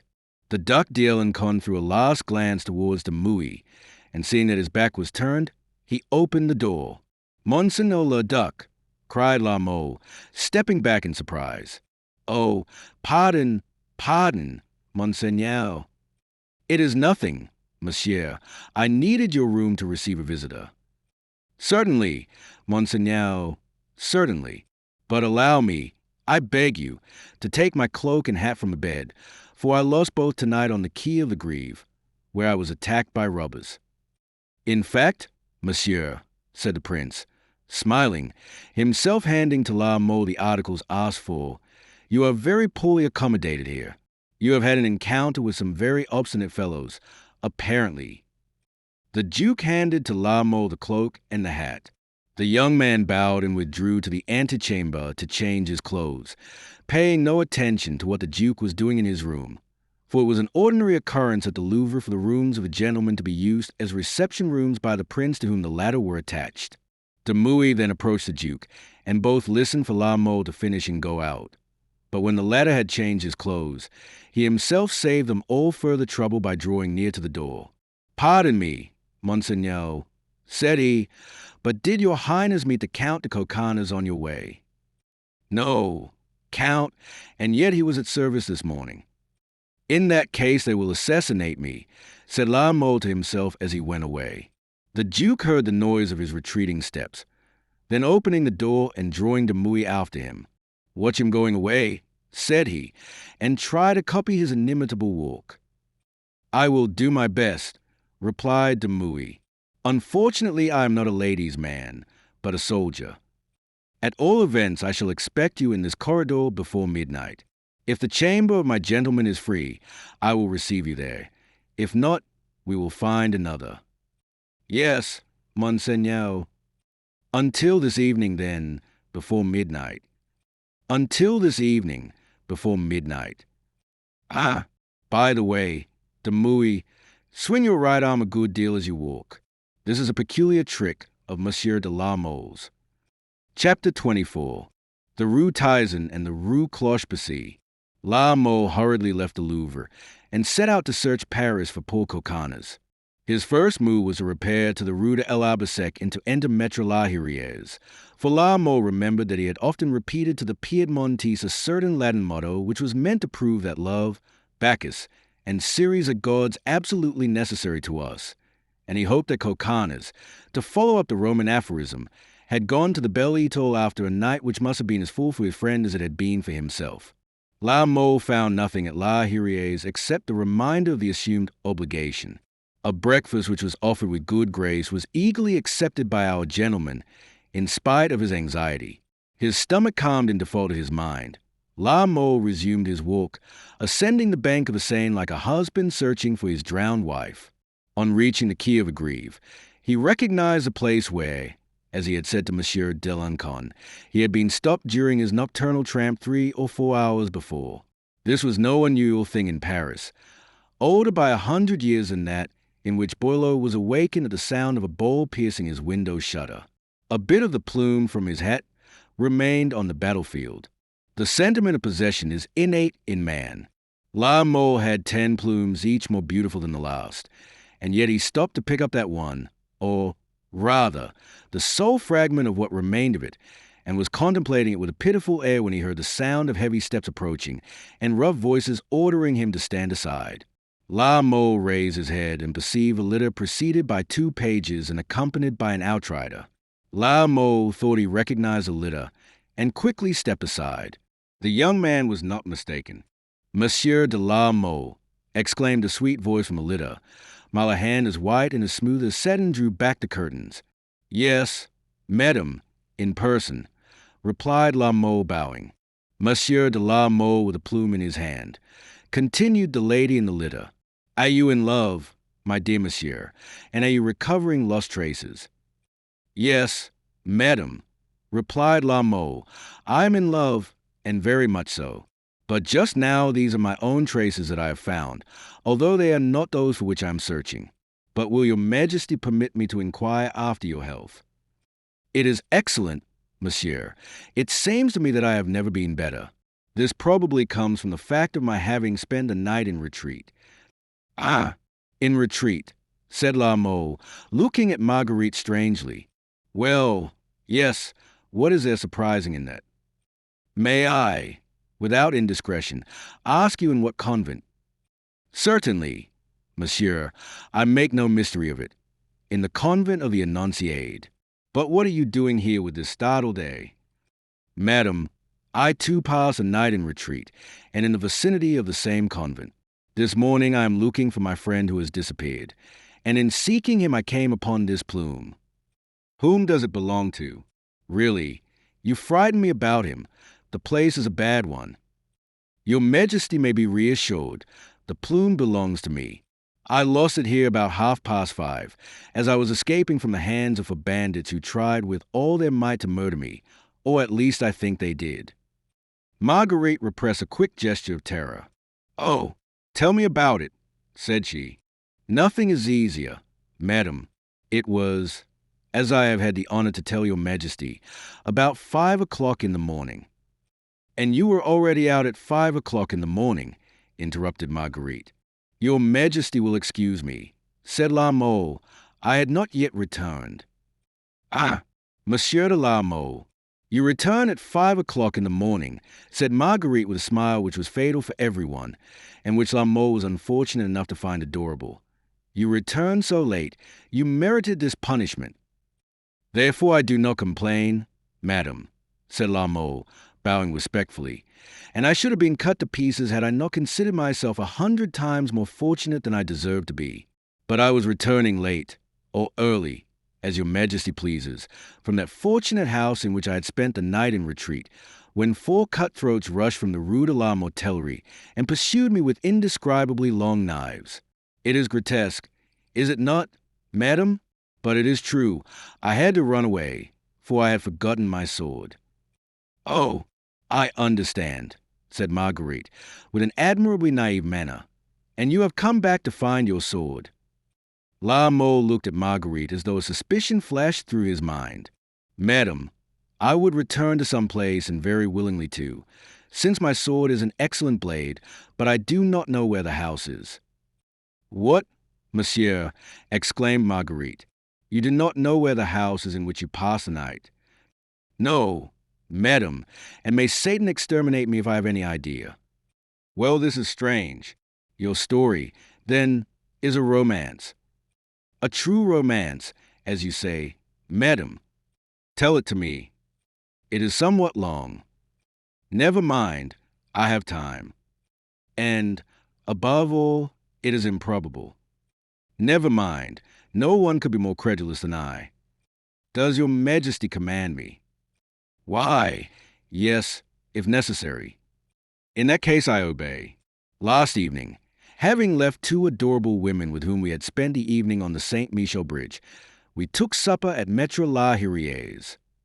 "In the first place," said Marguerite, perfectly naturally, "who is Maître Lahirier?" "Maître Lahirier, madam," said La Mole, again glancing at Marguerite with a suspicion he had already felt. "Maître Lahirier is the host of the Inn of the Belle Étoile in the Rue de l'Arbre Secrétaire. Yes, I can see it from here. You were supping, then, at Maître Lahirier's with your friend Coconnas, no doubt?" "Yes, madam, with my friend Coconnas, when a man entered and handed us each a note." "Were they alike?" asked Marguerite. "Exactly alike. They contained only a single line. 'You are awaited in the Rue Saint-Antoine, opposite the Rue Saint-Louis.'" "And had the note no signature?" asked Marguerite. "No, only 3 words, 3 charming words which 3 times promise the same thing, that is to say, a threefold happiness. Eros, Cupido, Amor. In short, 3 sweet words. And did they fulfill what they promise?" "Oh, more, madam, 100 times more," cried La Mole with enthusiasm. "Continue. I am curious to know who was waiting for you in the Rue Saint-Antoine, opposite the Rue de Jouy." "2 duennas, each with a handkerchief in her hand. They said we must let them bandage our eyes. Your majesty may imagine that it was not a difficult thing to have done. We bravely extended our necks. My guide turned me to the left, my friend's guide turned him to the right, and we were separated." "And then," continued Marguerite, who seemed determined to carry out the investigation to the end. "I do not know," said La Mole, "where his guide led my friend. To hell, perhaps. As to myself, all I know is that mine led me to a place I consider paradise." "And whence, no doubt, your too great curiosity drove you." "Exactly. Madam, you have the gift of divination. I waited, impatiently, for daylight, that I might see where I was. When at 4:30 the same duenna returned, again bandaged my eyes, made me promise not to try to raise my bandage, led me outside, accompanied me for 100 feet, made me again swear not to remove my bandage until I had counted 50 more. I counted 50, and found myself in the Rue Saint-Antoine, opposite the Rue de Jouy. And then, madam, I returned so happy that I paid no attention to the 4 wretches from whose clutches I had such difficulty in escaping. Now, madam," continued La Mole, "in finding a piece of my plume here, my heart trembled with joy, and I picked it up, promising myself to keep it as a souvenir of this glad night. But in the midst of my happiness, one thing troubles me, that is, what may have become of my companion. Has he not returned to the Louvre?" "Alas, no, madam. I have searched everywhere, in the Etoile d'Or, on the tennis courts, and in many other respectable places, but no Annibal and no Coconnas." As La Mole uttered these words, he accompanied them with a gesture of hopelessness, extended his arms and opened his cloak, underneath which at various points his doublet was seen, the lining of which showed through the rents like so many elegant slashes. "Why, you are riddled through and through," exclaimed Marguerite. "Riddled is the word," said La Mole, who was not sorry to turn to his account the danger he had run. See, Madame, see. Why did you not change your doublet at the Louvre, since you returned there? Asked the queen. Ah, said La Mole, because someone was in my room. Someone in your room, said Marguerite, whose eyes expressed the greatest astonishment. Who was in your room? His Highness. Hush, interrupted Marguerite. The young man obeyed. Qui ad lecticamem stant? She asked La Mole. Duo puri et unisex. Uptime, barbari, said she. Dic, moles, quem in veneris in biculo tuo. Francis cum ducem. Agentum, nescio quid. Quocum, cum ignoto. That is strange, said Marguerite. So you were unable to find Coconnas, she continued, without evidently thinking of what she was saying. So, madam, as I have had the honor of telling you, I am really dying of anxiety. Well, said Marguerite, sighing, I do not wish to detain you longer in your search for him. I do not know why I think so, but he will find himself. Never mind, however, go, in spite of this. The queen laid a finger on her lips, but as beautiful Marguerite had confided no secret, had made no avowal to La Mole, the young man understood that this charming gesture, meaning only to impose silence on him, must have another significance. The procession resumed its march, and La Mole, intent on following out his investigation, continued to ascend the quay as far as the Rue Longpont, which led him to the Rue Saint-Antoine. Opposite the Rue Huey he stopped. It was there that the previous evening the two duennas had bandaged his eyes and those of Coconnas. He had turned to the left, then he had counted 20 steps. He repeated this and found himself opposite a house, or rather a wall, behind which rose a house. In this wall was a door with a shed over it ornamented with large nails and loopholes. The house was in the Rue Cloche-Percé, a small narrow street beginning in the Rue Saint-Antoine and ending in the Rue Roy de Sicile. By heaven, cried La Mole, it was he. I would swear to it. In extending my hand, as I came out, I felt the nails in the door, then I descended 2 steps. The man who ran by crying help, who was killed in the Rue Roy de Sicile, passed just as I reached the first. Let us see, now. La Mole went to the door and knocked. The door opened, and a mustached janitor appeared. Was this Das? Who is that? Asked the janitor. Ah, said La Mole. We are Swiss, apparently. My friend, he continued, assuming the most charming manner, I want my sword which I left in this house in which I spent the night. Ich verstehe he nicht. I do not understand, replied the janitor. My sword? Went on La Mole. Ich verstehe he nicht, repeated the janitor. Which I left, my sword which I left. Ich verstehe he nicht. In this house in which I spent the night. Geh zum Teufel. Go to the devil. And he slammed the door in La Mole's face. By heaven, cried La Mole, if I had this sword I have just asked for, I would gladly put it through that fellow's body. But I have not, and this must wait for another day. Thereupon La Mole continued his way to the Rue Roy de Sicile, took about 50 steps to the right, then to the left again, and came to the Rue Tizon, a little street running parallel with the Rue Cloche-Percé, and like it in every way. More than this, scarcely had he gone 30 steps before he came upon the door with the large nails, with its shed and loopholes, the 2 steps and the wall. One would have said that the Rue Cloche-Percé had returned to see him pass by. La Mole then reflected that he might have mistaken his right for his left, and he knocked at this door to make the same demand he had made at the other. But this time he knocked in vain. The door was not opened. 2 or 3 times La Mole made the same trip, which naturally led him to the idea that the house had 2 entrances, one on the Rue Cloche-Percé, the other on the Rue Tizon. But this conclusion, logical as it was, did not bring him back his sword, and did not tell him where his friend was. For an instant he conceived the idea of buying another sword and cutting to pieces the wretched janitor who so persistently refused to speak anything but German. But he thought this porter belonged to Marguerite, and that if Marguerite had chosen thus, it was because she had her reasons, and that it might be disagreeable for her to be deprived of him. Now La Mole would not have done anything disagreeable to Marguerite for anything in the world. Fearing to yield to this temptation, he returned about 2 o'clock in the afternoon to the Louvre. As his room was not occupied this time, he could enter it. The matter was urgent enough as far as his doublet was concerned, which, as the Queen had already remarked to him, was considerably torn. He therefore at once approached his bed to substitute the beautiful pearl-grey doublet for the one he wore, when to his great surprise the first thing he perceived near the pearl-grey doublet was a famous sword which he had left in the Rue Cloche-Percée. La Mole took it and turned it over and over. It was really his. Ah, said he, is there some magic under all this? Then with a sigh, if poor Coconnas could be found like my sword. 2 or 3 hours after La Mole had ceased his circular tramp around the small double house, the door on the Rue Tizen had opened. It was about 5 o'clock in the evening. Consequently, night had closed in.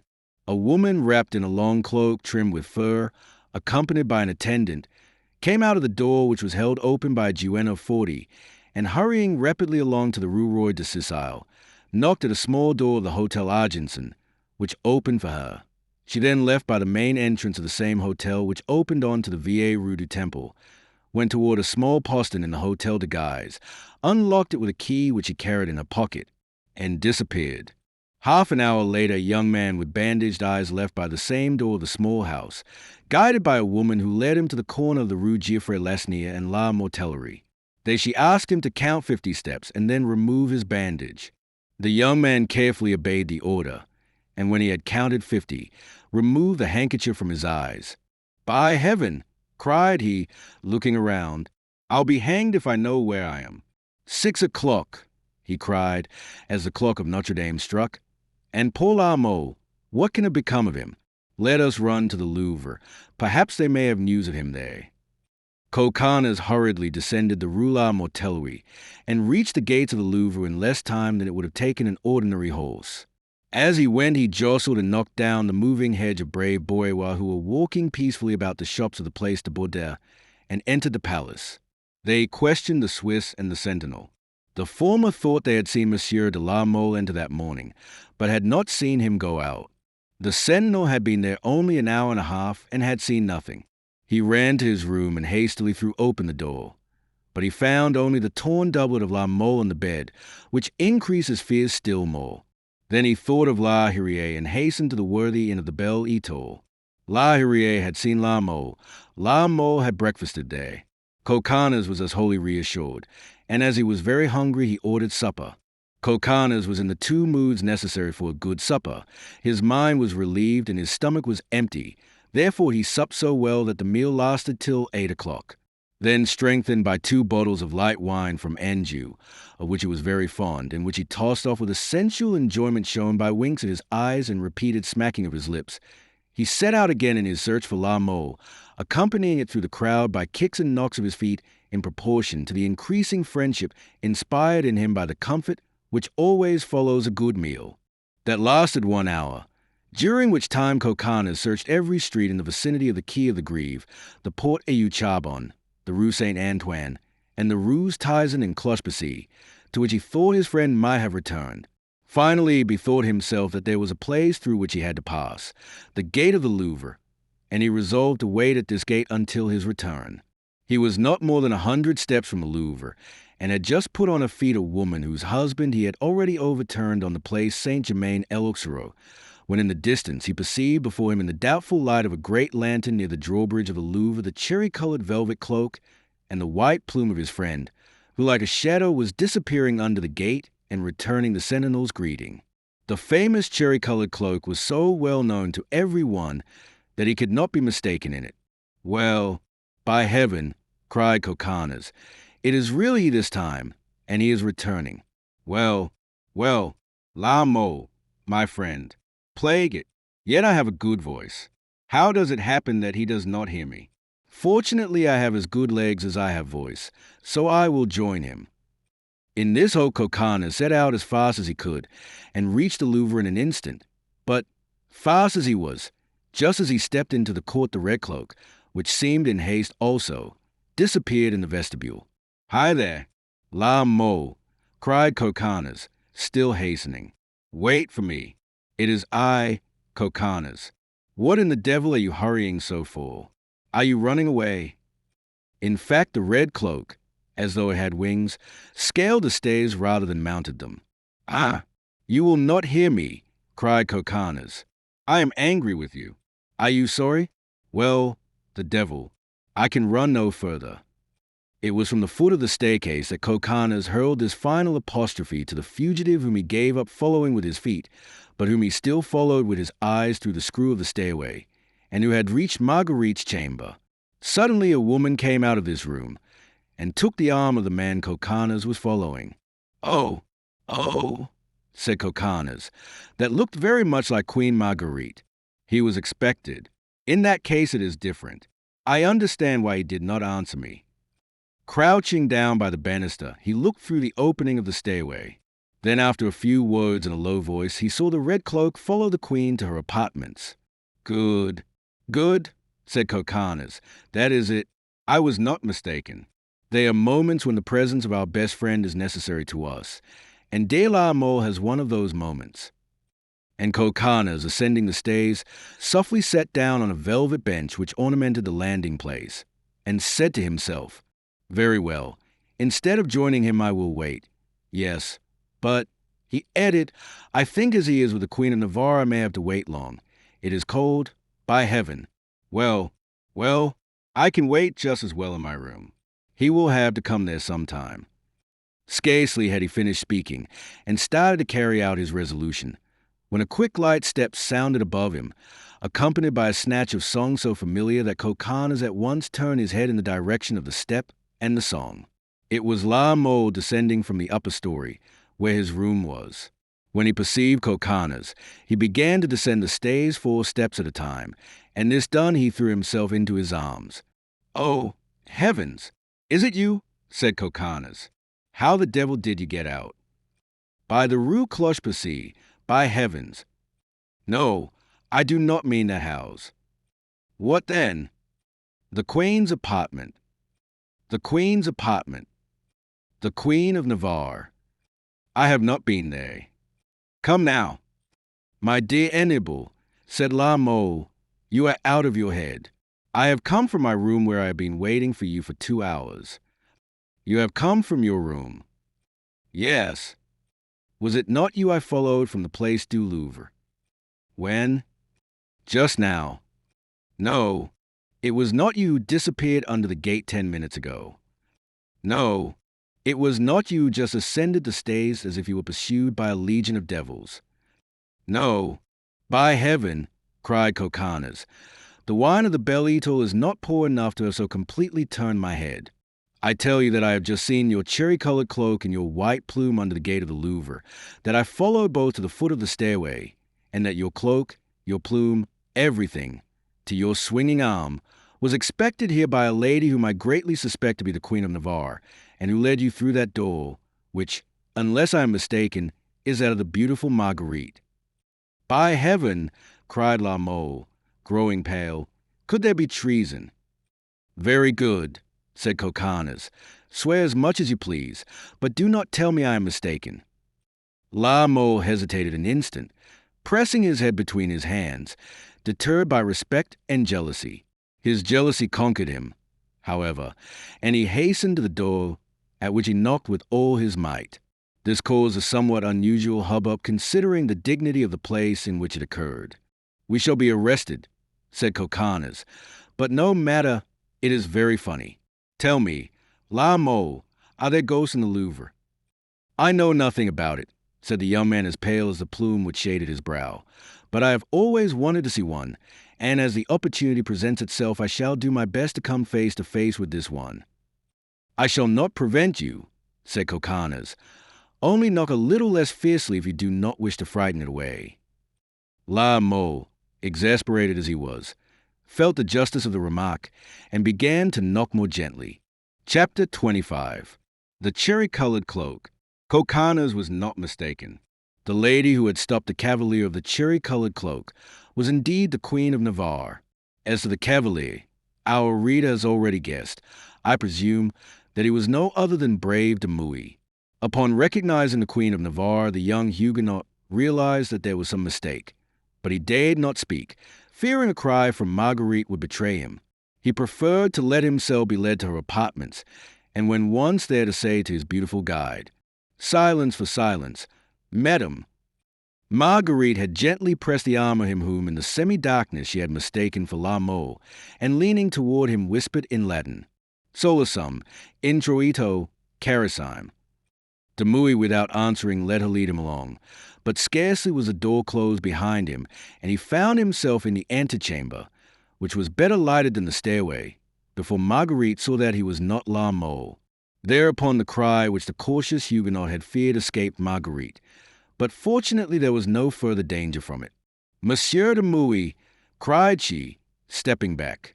"In person, Madam, and I beg your Majesty to leave me free to continue my way without mentioning my presence in the Louvre to anyone." "Oh, Monsieur Demouy," reiterated Marguerite, "I was mistaken, then—" "Yes," said Demouy, "I understand. Your Majesty mistook me for the King of Navarre. I am the same height, I wear the same white plume, and many, no doubt in order to flatter me, say I have the same gait." Marguerite looked closely at Demouy. "Do you understand Latin, Monsieur Demouy?" she asked. "I used to know it," replied the young man, "but I have forgotten it." Marguerite smiled. "Monsieur Demouy," said she, "you may rely on my discretion, but as I think I know the name of the one you are seeking in the Louvre, I will offer my services to guide you directly to him." "Excuse me, Madame," said Demouy, "I think you are mistaken, and that you are completely ignorant of—" "What?" exclaimed Marguerite. "Are you not looking for the King of Navarre?" "Alas, Madame," said Demouy, "I regret to have to beg you especially to conceal my presence in the Louvre from your husband, His Majesty the King." "Listen, Monsieur Demouy," said Marguerite in surprise. "I have considered you until now one of the strongest leaders of the Huguenot party, and one of the most faithful partisans of the king my husband. Am I mistaken?" "No, Madame, for this very morning I was all that you say." "And what has changed you since this morning?" "Madame," said Demouy, bowing, "kindly excuse me from answering, and do me the favor to accept my homage." Demouy, respectful but firm, started towards the door. Marguerite stopped him. "But, monsieur," said she, "if I were to ask you for a word of explanation, my word is good, it seems to me." "Madame," replied Demouy, "I am obliged to keep silent, and this duty must be very imperative for me not to have answered your Majesty." "But, monsieur—" "Your Majesty may ruin me, Madame, but you cannot ask me to betray my new friends." "But the old ones, monsieur, have they too not some rights?" "Those who have remained true, yes, those who not only have abandoned us, but themselves as well, no." Marguerite, thoughtful and anxious, would no doubt have answered by a new question, had not Galland suddenly entered the apartment. "The King of Navarre!" she cried. "How is he coming?" "By the secret corridor." "Take monsieur out by the other." "Impossible, Madame. Listen. Someone is knocking." "Yes, at the door to which you wish me to take monsieur." "Who is knocking?" "I do not know." "Go and see, and come back and tell me." "Madame," said Demouy, "might I venture to remark to your Majesty that if the King of Navarre sees me at this hour and in this costume in the Louvre, I am lost." Marguerite seized Demouy and pushed him towards a famous cabinet. "Step in here, monsieur," said she. "You will be as safe and as well protected as if you were in your own house. I give you my word of honor." Demouy entered hastily. Scarcely was the door closed when Henry appeared. This time Marguerite had no anxiety to hide. She was merely gloomy, and love was far from her thoughts. As to Henry, he entered with that mistrust which in the most dangerous moments caused him to notice the smallest details. Whatever the circumstances, Henry was an acute observer. Therefore he at once saw the cloud on Marguerite's brow. "You are busy, Madame," said he. "I? Why, yes, sire, I was dreaming." "You do well, Madame. Dreaming is becoming to you. I too was dreaming. But contrary to you who seek solitude, I have come on purpose to share my dreams with you. Marguerite gave the king a gesture of welcome, and indicating an armchair to him, seated herself on a chair of sculptured ebony, as delicate and as strong as steel. There was an instant silence, then Henry broke it. I remembered, madam, said he, that my dreams as to the future corresponded with yours in so far as, although separated as husband and wife, nevertheless we both desire to unite our fortune. That is true, sire.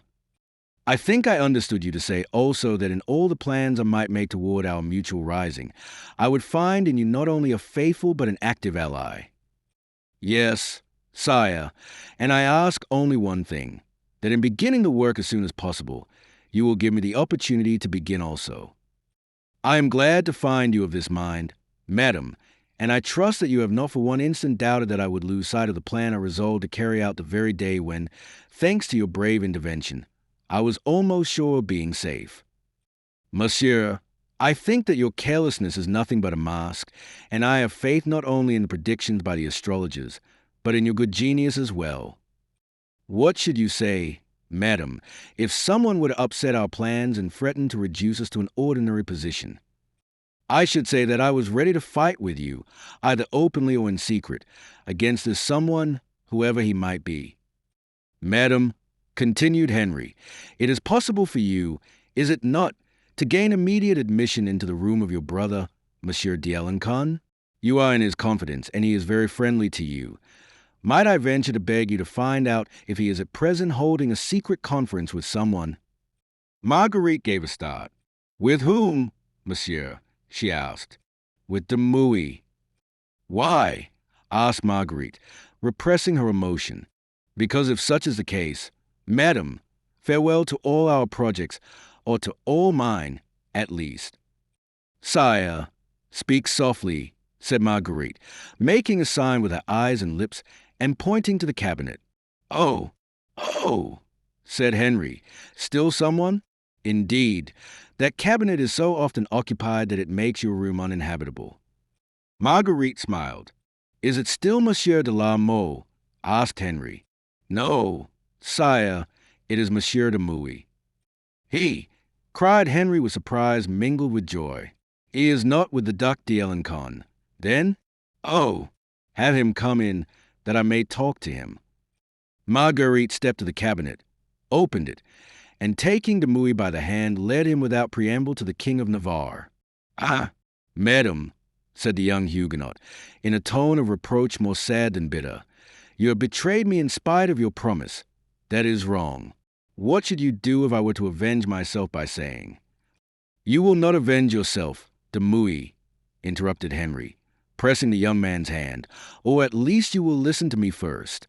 Madam, continued Henry, turning to the Queen, be kind enough, I beg you, to see that no one overhears us. Scarcely had Henry uttered these words when Galon entered, frightened, and whispered a few words to Marguerite, which caused the latter to spring from her seat. While she hastened to the antechamber with Galon, Henry, without troubling himself as to why she had left the room, examined the bed, the side of it, as well as the draperies, and sounded the wall with his fingers. As to Monsieur de Mouy, frightened at all these preparations, he first of all made sure that his sword was out of its sheath. Leaving her sleeping room, Marguerite hastened to the antechamber and came face to face with La Mole, who, in spite of all the protests of Galon, had forced his way into Marguerite's room. Coconnas was behind him, ready to urge him forward or sustain a retreat. Ah, it is you, Monsieur La Mole, cried the Queen. But what is the matter, and why are you so pale and trembling? Madam, said Galon, Monsieur de la Mole knocked at the door so that, in spite of your Majesty's orders, I was forced to open it. What is the meaning of this? Said the Queen, severely. Is this true, Monsieur de la Mole? Madam, I wanted to warn your Majesty that a stranger, a robber perhaps, had gained admittance to your rooms with my cloak and my hat. You are mad, monsieur, said Marguerite, for I see your cloak on your shoulders, and, God forgive me, I think I see your hat on your head, even though you are speaking to a queen.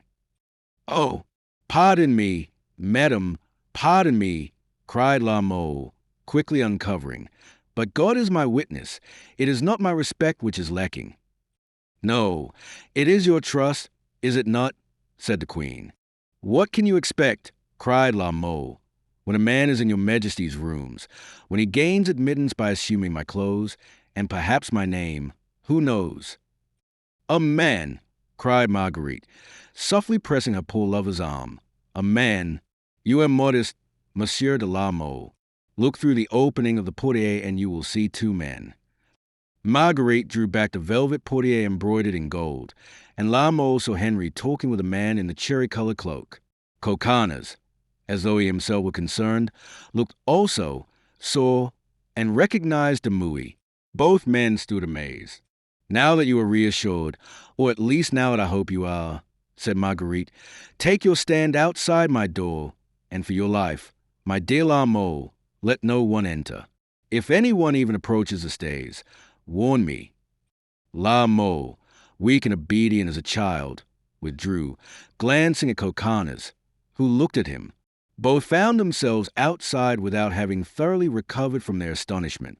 Dumas, cried Coconnas. Henry, murmured La Mole. Dumas with your cherry-colored cloak, your white plume, and your swinging arm. Ow, went on La Mole. The moment it is not a question of love, it is a question of plot. By heaven, here we are in the midst of politics, said Coconnas, grumbling. Fortunately, I do not see Madame de Nevis mixed up in it. Marguerite returned and sat down by the two speakers. She had been gone only a moment, but had made the most of her time. Galon, on guard in the secret passage, and the two gentlemen on duty at the main entrance, assured perfect safety for her. Madam, said Henry, do you think it will be possible for us to be overheard in any way? Monsieur, said Marguerite, the walls of this room are wadded, and a double wainscoting deadens all sound. I depend on you, replied Henry, smiling.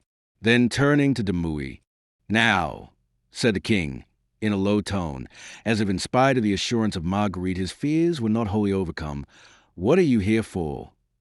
Here, said Dumas. Yes, here, in this room, repeated Henry. He had nothing to do here, said Marguerite. I induced him to come. You? I guessed everything. You see, Dumas, we can discover what is going on. This morning, continued Marguerite, Monsieur Dumas was with Duc Francois in the apartment of two of his gentlemen. You see, Dumas, repeated Henry, we know everything. That is true, said Dumas. I was sure, said Henry, that Monsieur d'Alencon had taken possession of you. That is your fault, sire. Why did you so persistently refuse what I offered you? You refused, exclaimed Marguerite. The refusal I feared, then, was real. Madam, said Henry, shaking his head, and you, my brave Dumas, really, you make me laugh with your exclamations. What? A man enters my chamber, speaks to me of a throne, of a revolt, of a revolution. To me, Henry, a prince tolerated provided that I eat humble pie, a Huguenot spared on condition that I play the Catholic, and I am expected to accept when these propositions are made in a room without padding or double wainscoting. Venter Saint Grace, you are the children of fools. But, sire, could not your majesty have left me some hope, if not by word, at least by a gesture or sign? What did my brother-in-law say to you, Dumas? Asked Henry. Oh, sire, that is not my secret. Well, my God, continued Henry, with a certain impatience at having to deal with a man who so poorly understood his words. I do not ask what you proposed to him. I ask you merely if he listened to you, if he heard you. He listened, sire, and he heard. He listened and he heard. You admit it yourself, Dumas, tactless conspirator that you are. Had I said one word, you would have been lost. For I did not know.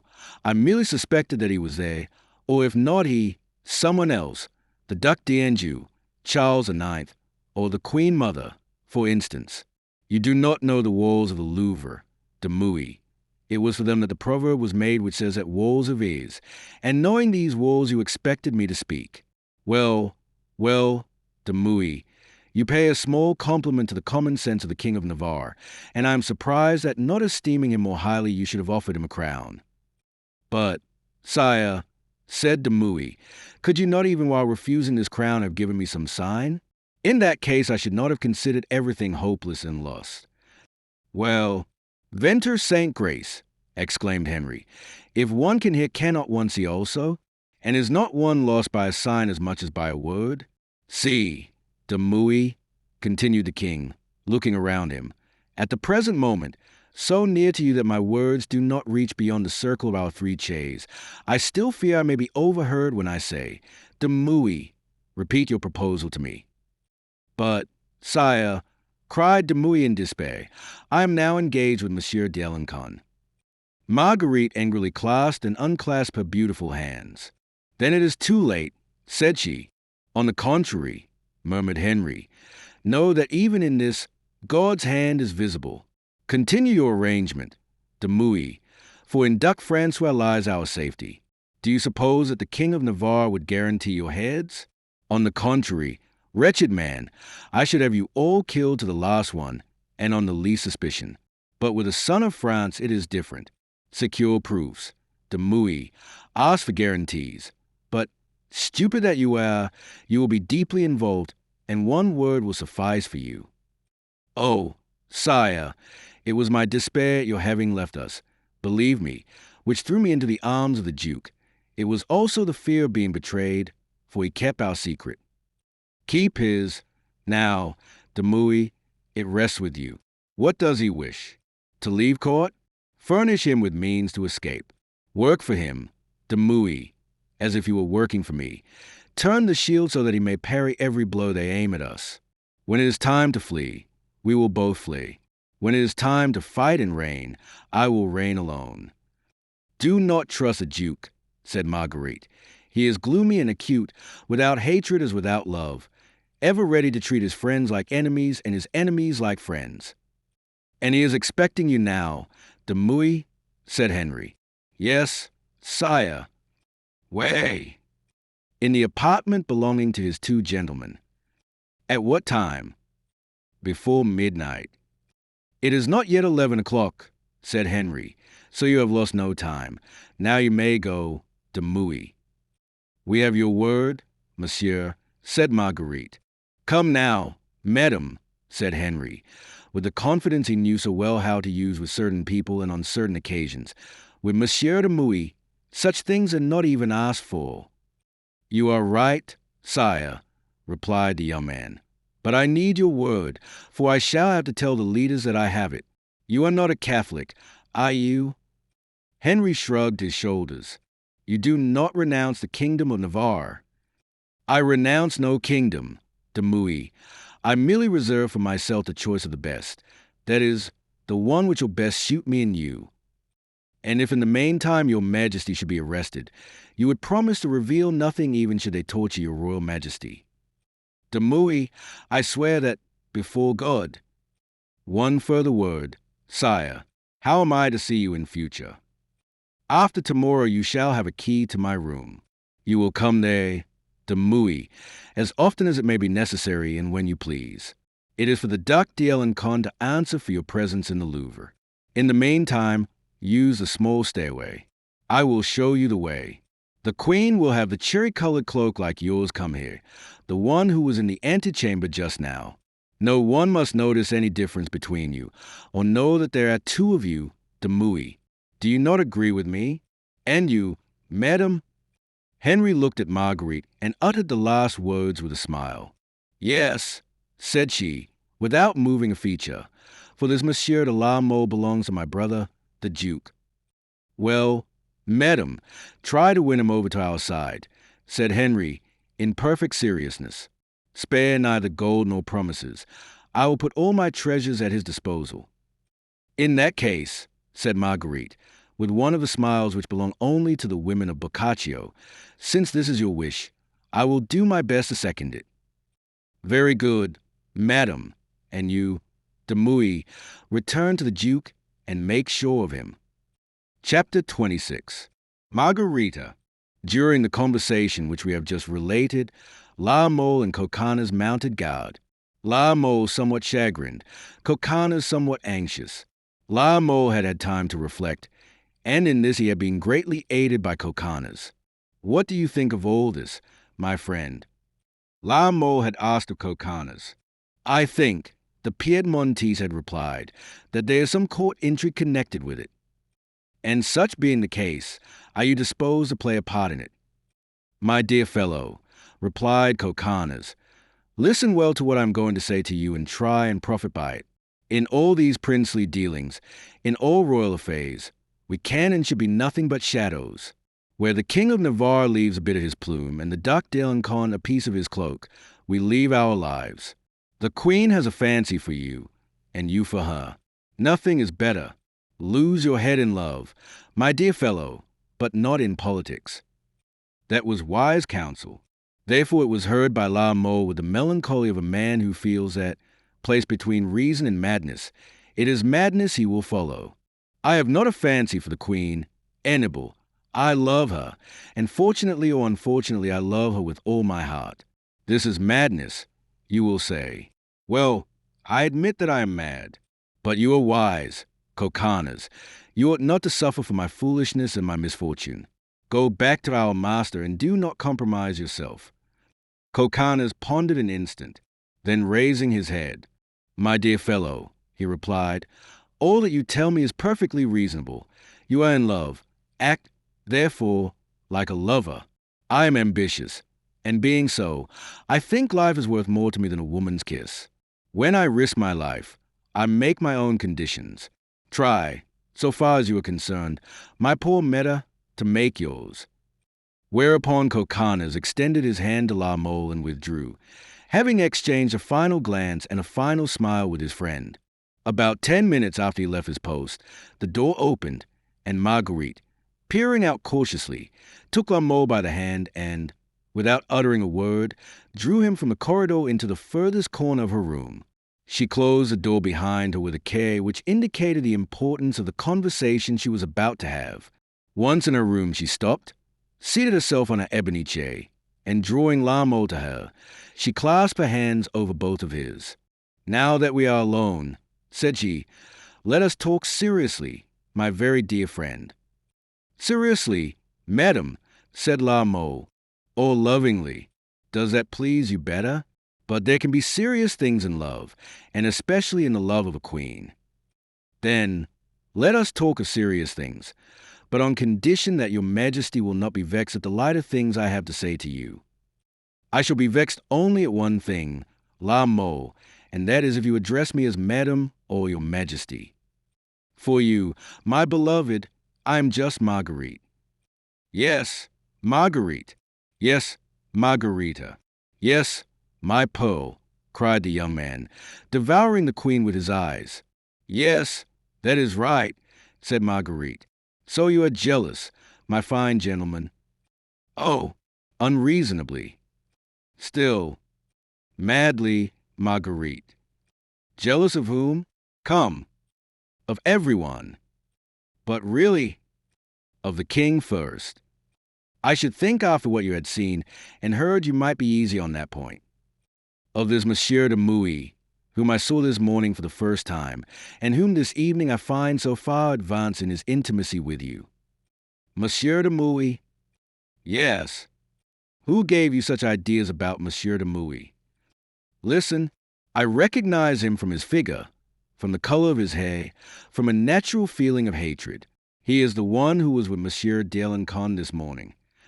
Well, what connection has that with me? Monsieur d'Alencon is your brother. It is said that you are very fond of him. You may have confided to him a vague feeling of your heart, and, according to the custom at court, he has aided your wish by admitting Monsieur de Mouy to your apartment. Now, what I do not understand is how I was fortunate enough to find the king here at the same time. But in any case, madam, be frank with me, in default of other sentiment. A love like mine has the right to demand frankness in return. See, I prostrate myself at your feet. If what you have felt for me is but a passing fancy, I will give you back your trust, your promise, your love. I will give back to Monsieur d'Alencon his kind favors and my post of gentleman, and I will go and seek death at the siege of La Rochelle, if love does not kill me before I have gone as far as that." Marguerite listened smilingly to these charming words, watching La Mole's graceful gestures, then leaning her beautiful dreamy head on her feverish hand. "You love me?" she asked. "Oh, madam, more than life, more than safety, more than all. But you do not love me." "Poor fool," she murmured. "Ah, yes, madam," cried La Mole, still at her feet. "I have told you I was that. The chief thought of your life, then, is your love, dear La Mole. It is the only thought, madam, the sole thought. Well, be it so. I will make of all the rest only an accessory to this love. You love me. Do you wish to remain near me? My one prayer is that God will never take me from you. Well, you shall not leave me. I need you, La Mole. You need me? Does the sun need the glowworm? If I will tell you that I love you, would you be wholly devoted to me? Ah, am I not that already, madam, and more than wholly? Yes, but, God forgive me, you still doubt. Oh, I am wrong. I am ungrateful. Or, rather, as I have told you and repeated to you, I am a fool. But why was Monsieur de Mouy with you this evening? Why did I see him this morning with Monsieur le Duc d'Alencon? Why that cherry-colored cloak, that white plume, that affected imitation of my gait? Ah, madam, it is not you whom I suspect, but your brother. Wretched man, said Marguerite. Wretched man to suppose that Duc Francois would push complacency so far as to introduce a ward to his sister's room. Mad enough to be jealous, and yet not to have guessed. Do you know, La Mole, that the Duc d'Alencon would run you through with his own sword if he knew that you were here, this evening, at my feet, and that instead of sending you away I was saying to you, stay here where you are, La Mole, for I love you, my fine gentleman. Do you hear?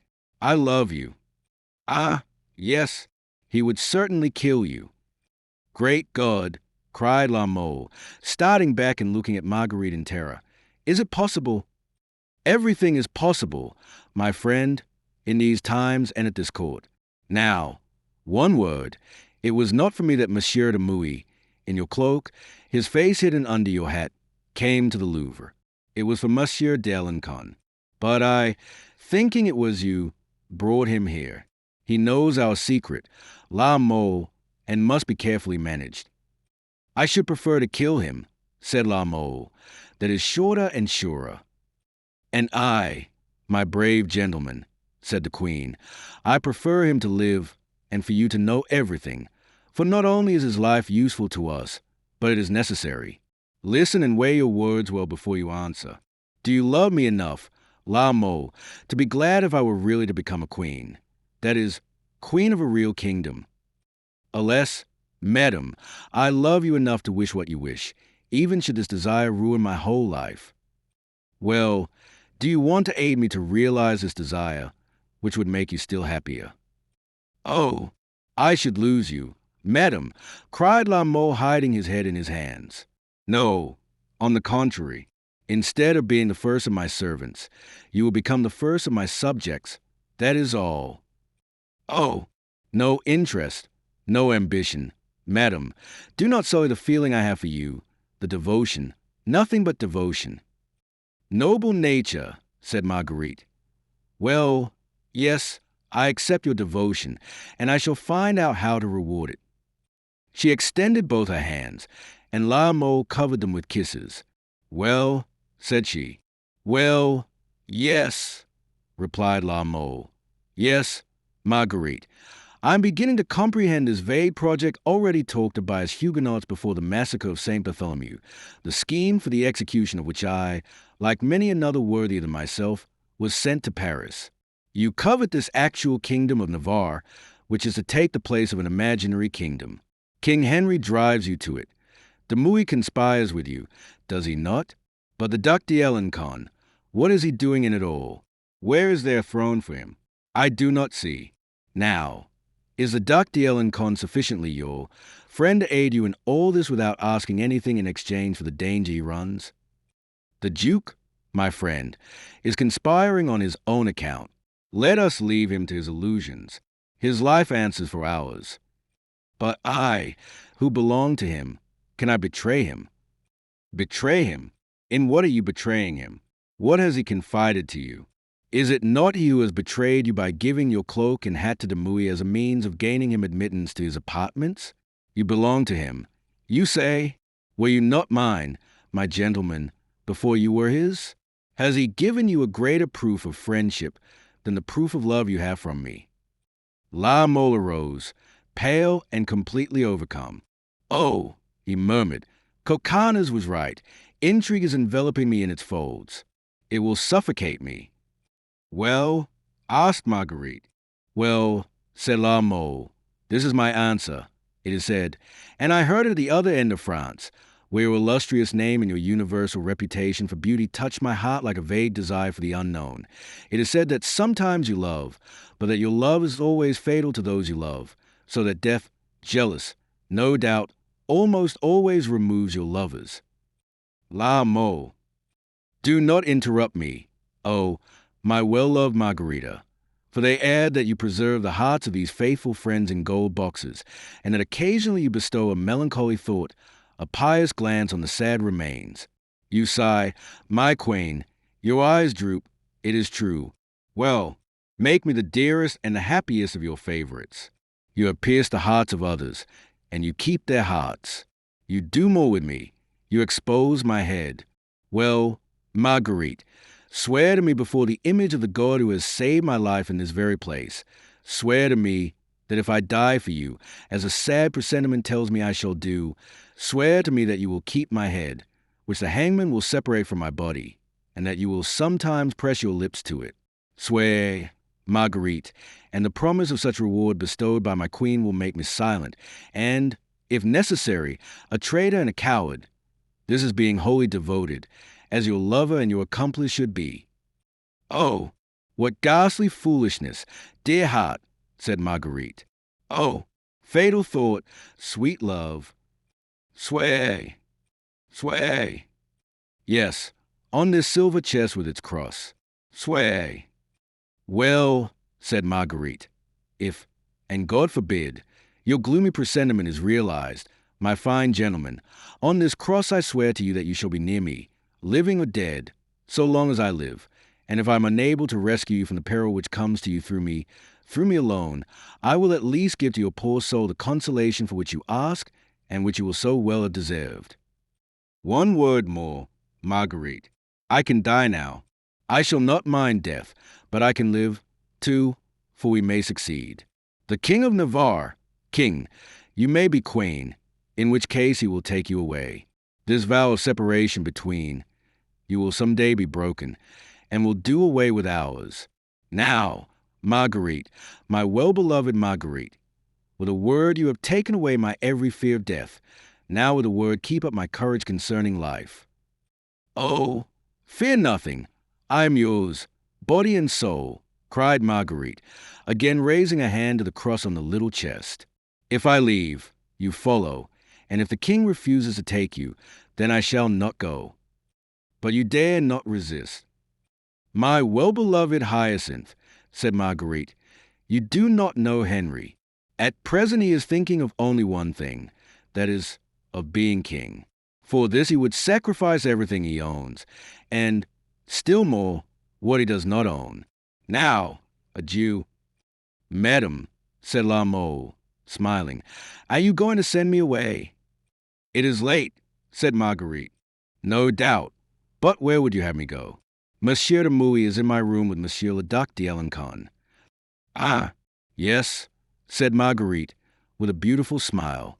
Besides, I have still some things to tell you about this conspiracy. From that night La Mole was no longer an ordinary favorite. He well might carry his head high, for which, living or dead, so sweet a future was in store. And yet at times his weary brow was bent, his cheek grew pale, and deep thoughts plowed their furrows on the forehead of a young man, once so light-hearted, now so happy. Chapter 27. The hand of God. On leaving, Madame de Sauve, Henry had said to her, "Go to bed, Charlotte. Pretend that you are very ill, and on no account see anyone all day tomorrow." Charlotte obeyed without questioning the reason for the suggestion from the king. She was beginning to be accustomed to his eccentricities, as we should call them today, or to his whims as they were then called. Moreover, she knew that deep in his heart Henry hid secrets which he told to no one, in his mind plans which he feared to reveal even in his dreams, so that she carried out all his wishes, knowing that his most peculiar ideas had an object. Whereupon that evening she complained to Dariol of great heaviness in her head, accompanied by dizziness. These were the symptoms which Henry had suggested to her to feign. The following day she pretended that she wanted to rise, but scarcely had she put her foot on the floor when she said she felt a general debility, and went back to bed. This indisposition, which Henry had already announced to the Duc d'Alencon, was the first news brought to Catherine when she calmly asked why La Sauve was not present as usual at her levee. "She is ill," replied Madame de Lorraine, who was there. "Ill," repeated Catherine, without a muscle of her face betraying the interest she took in the answer. "Some idle fatigue, perhaps?" "No, madame," replied the princess. "She complains of a severe headache and a weakness which prevents her from walking." Catherine did not answer, but, to hide her joy, she turned to the window, and perceiving Henry, who was crossing the court after his conversation with de Mouy, she rose the better to see him, driven by that conscience which, although invisible, always throbs in the deepest recesses of hearts most hardened to crime. "Does not my son Henry seem paler than usual this morning?" she asked her captain of the guards. There was nothing in the question. Henry was greatly troubled mentally, but physically he was very strong. By degrees those usually present at the Queen's levee withdrew.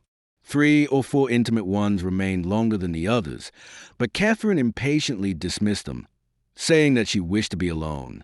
When the last courtier had gone, Catherine closed the door and, going to a secret closet hidden in one of the panels of a room, she slid back a door in a groove of wood and took out a book, the worn leaves of which showed frequent use. Placing the volume on a table, she opened it to a bookmark, then resting her elbow on the table and her head on one hand. "That is it," murmured she, reading, "headache, general weakness, pain in the eyes, swelling of the palate. As yet they have mentioned only the pains in the head and weakness, but the other symptoms will not be slow in forthcoming." She continued, "Then the inflammation reaches the throat, extends to the stomach, surrounds the heart like a circle of fire, and causes the brain to burst like a thunderclap." She read unto herself. Then in a low voice, "For the fever, 6 hours. For the general inflammation, 12 hours. For the gangrene, 12 hours. For the suffering, 6 hours. In all 36 hours. Now, suppose that the absorption is slow, and that instead of 36 hours we have 40, even 48. Yes, 48 hours should suffice. But Henry, how is it that he is still up? Because he is a man, because he has a strong constitution, because perhaps he drank after he kissed her, and wiped his lips after drinking." Catherine awaited the dinner hour with impatience. Henry dined every day at the king's table. He came.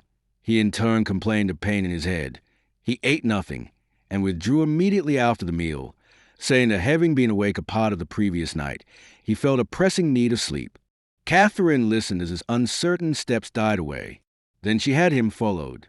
She was told that the King of Navarre had gone to Madame de Sauve's apartments. "Henry," said she to herself, "will this evening complete the work of death which some unfortunate chance has left half finished." The King of Navarre had indeed gone to Madame de Sauve's room, but it was to tell her to continue playing her role. The whole of the following morning Henry did not leave his chamber, nor did he appear at dinner. Madame de Sauve, they said, was growing worse and worse, and the report of Henry's illness, spread abroad by Catherine herself, sped like one of those presentiments which hover in the air, but which no one can explain. Catherine was delighted.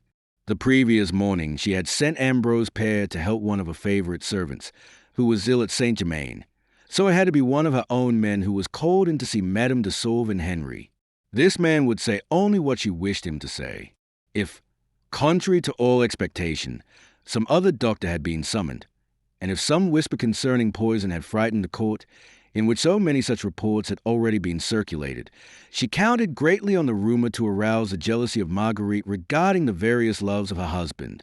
We remember she had spoken strongly of his jealousy, which had been apparent on various occasions, among others, on the Hawthorn Walk, where, in the presence of several persons, she had said to her daughter, "So you are very jealous, Marguerite."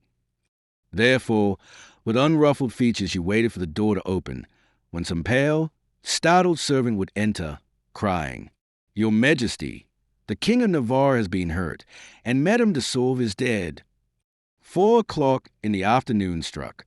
Catherine finished a luncheon in the aviary, where she was crumbling some bread for her rare birds which she herself had raised. Although her face was calm and even gloomy, as usual, her heart throbbed violently at the slightest sound. Suddenly the door opened.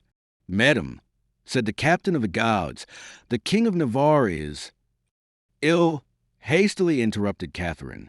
"No, madam, thank God. His Majesty seems to be wonderfully well." "What is it, then?" "The King of Navarre is here." "What does he want?" "He is bringing your Majesty a rare kind of monkey." Just then Henry entered holding in his hand a basket, in which was a little monkey he was petting. He entered smiling and seemed wholly absorbed in the dear little animal he brought, but occupied as he appeared to be, he did not fail to give his usual first glance around. This was sufficient for him under trying circumstances. As to Catherine, she was very pale, of a pallor which deepened as she saw that the cheeks of the young man were flushed with the glow of health. The Queen Mother was amazed at this turn of affairs.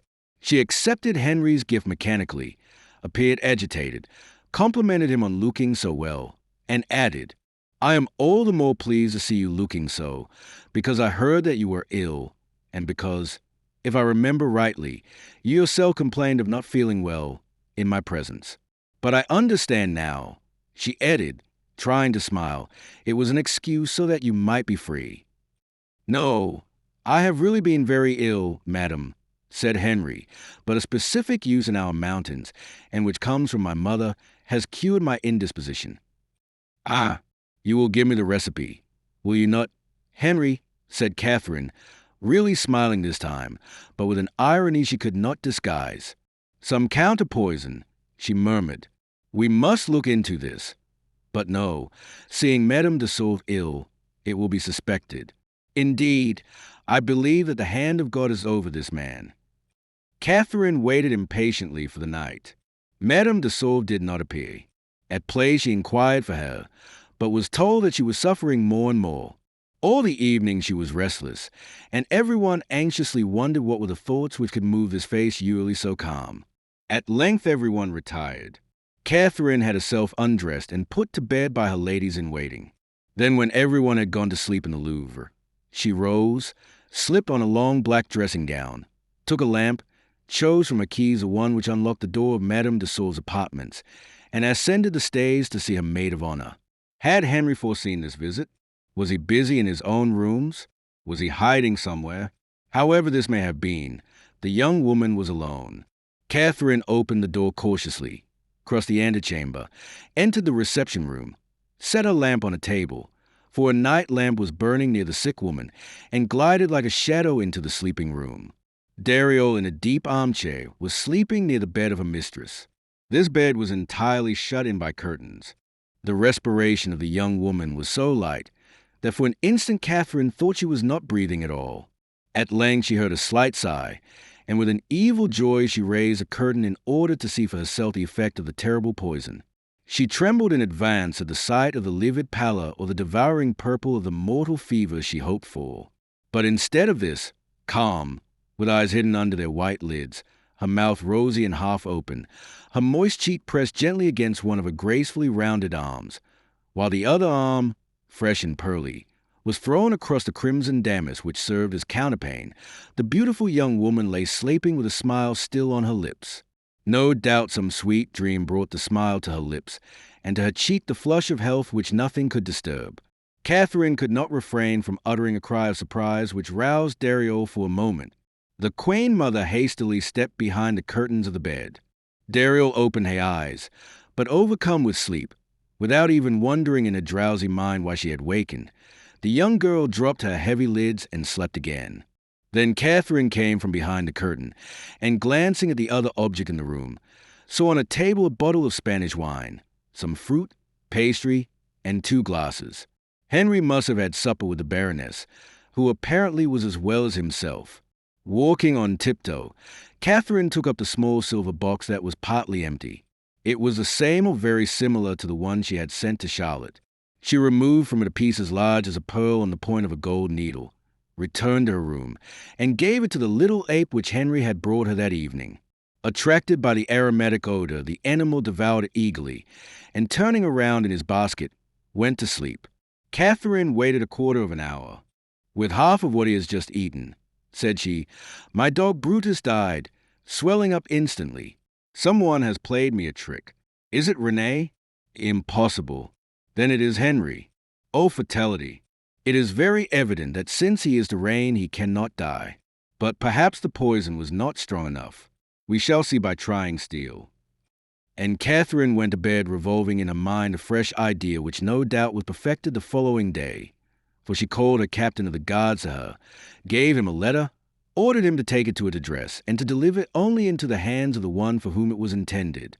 It was addressed to the Sire de Lauviers de Mareville, captain of the king's petard makers, Rue de la Cerisaie, near the arsenal. Chapter 28.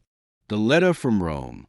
Several days elapsed after the events we have just described, when one morning a litter escorted by several gentlemen wearing the colors of Monsieur de Guise entered the Louvre, and word was brought to the Queen of Navarre that Madame la Duchesse de Nevers begged the honor of an audience. Marguerite was receiving a call from Madame de Sauve. It was the first time the beautiful Baroness had been out since a pretended illness. She knew that the Queen had expressed to her husband great anxiety on account of her indisposition, which for almost a week had been court gossip, and she had come to thank her. Marguerite congratulated her on her convalescence and on her good fortune at having recovered so quickly from the strange malady, the seriousness of which as a daughter of France she could not fail to appreciate. "I trust you will attend the hunt, already once postponed," said Marguerite. "It is planned positively for tomorrow. For winter, the weather is very mild. The sun has softened the earth, and the hunters all say that the day will be fine." "But, madam," said the Baroness, "I do not know if I shall be strong enough." "Bow!" exclaimed Marguerite. "Make an effort. Moreover, since I am one of the hunters, I have told the king to reserve a small Bearnese horse which I was to ride, but which will carry you perfectly. Have you not already heard of it?" "Yes, madam, but I did not know that it was meant for your majesty. Had I known that, I should not have accepted it. From a feeling of pride, Baroness." "No, madam, from a feeling of humility, on the contrary." "Then you will come." "Your majesty overwhelms me with honor. I will come, since you command me." At that moment Madame la Duchesse de Nevers was announced. At this name Marguerite gave a cry of such delight that the Baroness understood that the two women wanted to talk together. She rose to leave. "Until tomorrow, then," said Marguerite. "Until tomorrow, madam." "By the way," continued Marguerite, holding the Baroness by the hand, "you know that in public I hate you, for I am horribly jealous of you. But in private, ask Madame de Sauve." "Oh, in private, not only do I forgive you, but more than that, I thank you." "Then your majesty will permit me." Marguerite held out her hand. The Baroness kissed it respectfully, made a low courtesy, and went out, while Madame de Sauve ascended her stairway. Bounding like a deer whose tether has been broken, Madame de Nevers was exchanging a few formal words with the Queen, which gave time to the gentleman who had accompanied her to retire. "Galon," cried Marguerite when the door was closed behind the last, "Galon, see that no one interrupts us." "Yes," said the Duchess, "for we have matters of grave importance to discuss." Taking a chair, she seated herself without ceremony in the best place near the fire and in the sunlight, sure that no one would interrupt the pleasant intimacy between herself and the Queen of Navarre. "Well," said Marguerite, with a smile, "what about our famous slaughterer?" "My dear Queen," said the Duchess, "he is a mythological creature, upon my word. He is incomparable, so far as his mind is concerned, and never dries up. He makes witty remarks that would make a saint in her shrine die of laughing. In other respects, he is the maddest heathen who ever walked in the skin of a Catholic. I dote on him. And you, what are you doing with your Apollo? Alas, said Marguerite with a sigh. Oh, how that alas frightens me, dear queen. Is the gentle La Mole too respectful or too sentimental? In that I am forced to admit he would be exactly the opposite of his friend Coconnas. Oh, no, he has his moments, said Marguerite, but there's a less concerned only myself. What does it mean? Then, it means, dear Duchess, that I am terribly afraid I am actually in love. Really? On my honor. Oh, so much the better. What a merry life we can lead, cried Henriette. To love a little is my dream. To love much is yours. It is so sweet, dear and learned queen, to rest a mind by the heart, is it not? And to have the smile after the delirium.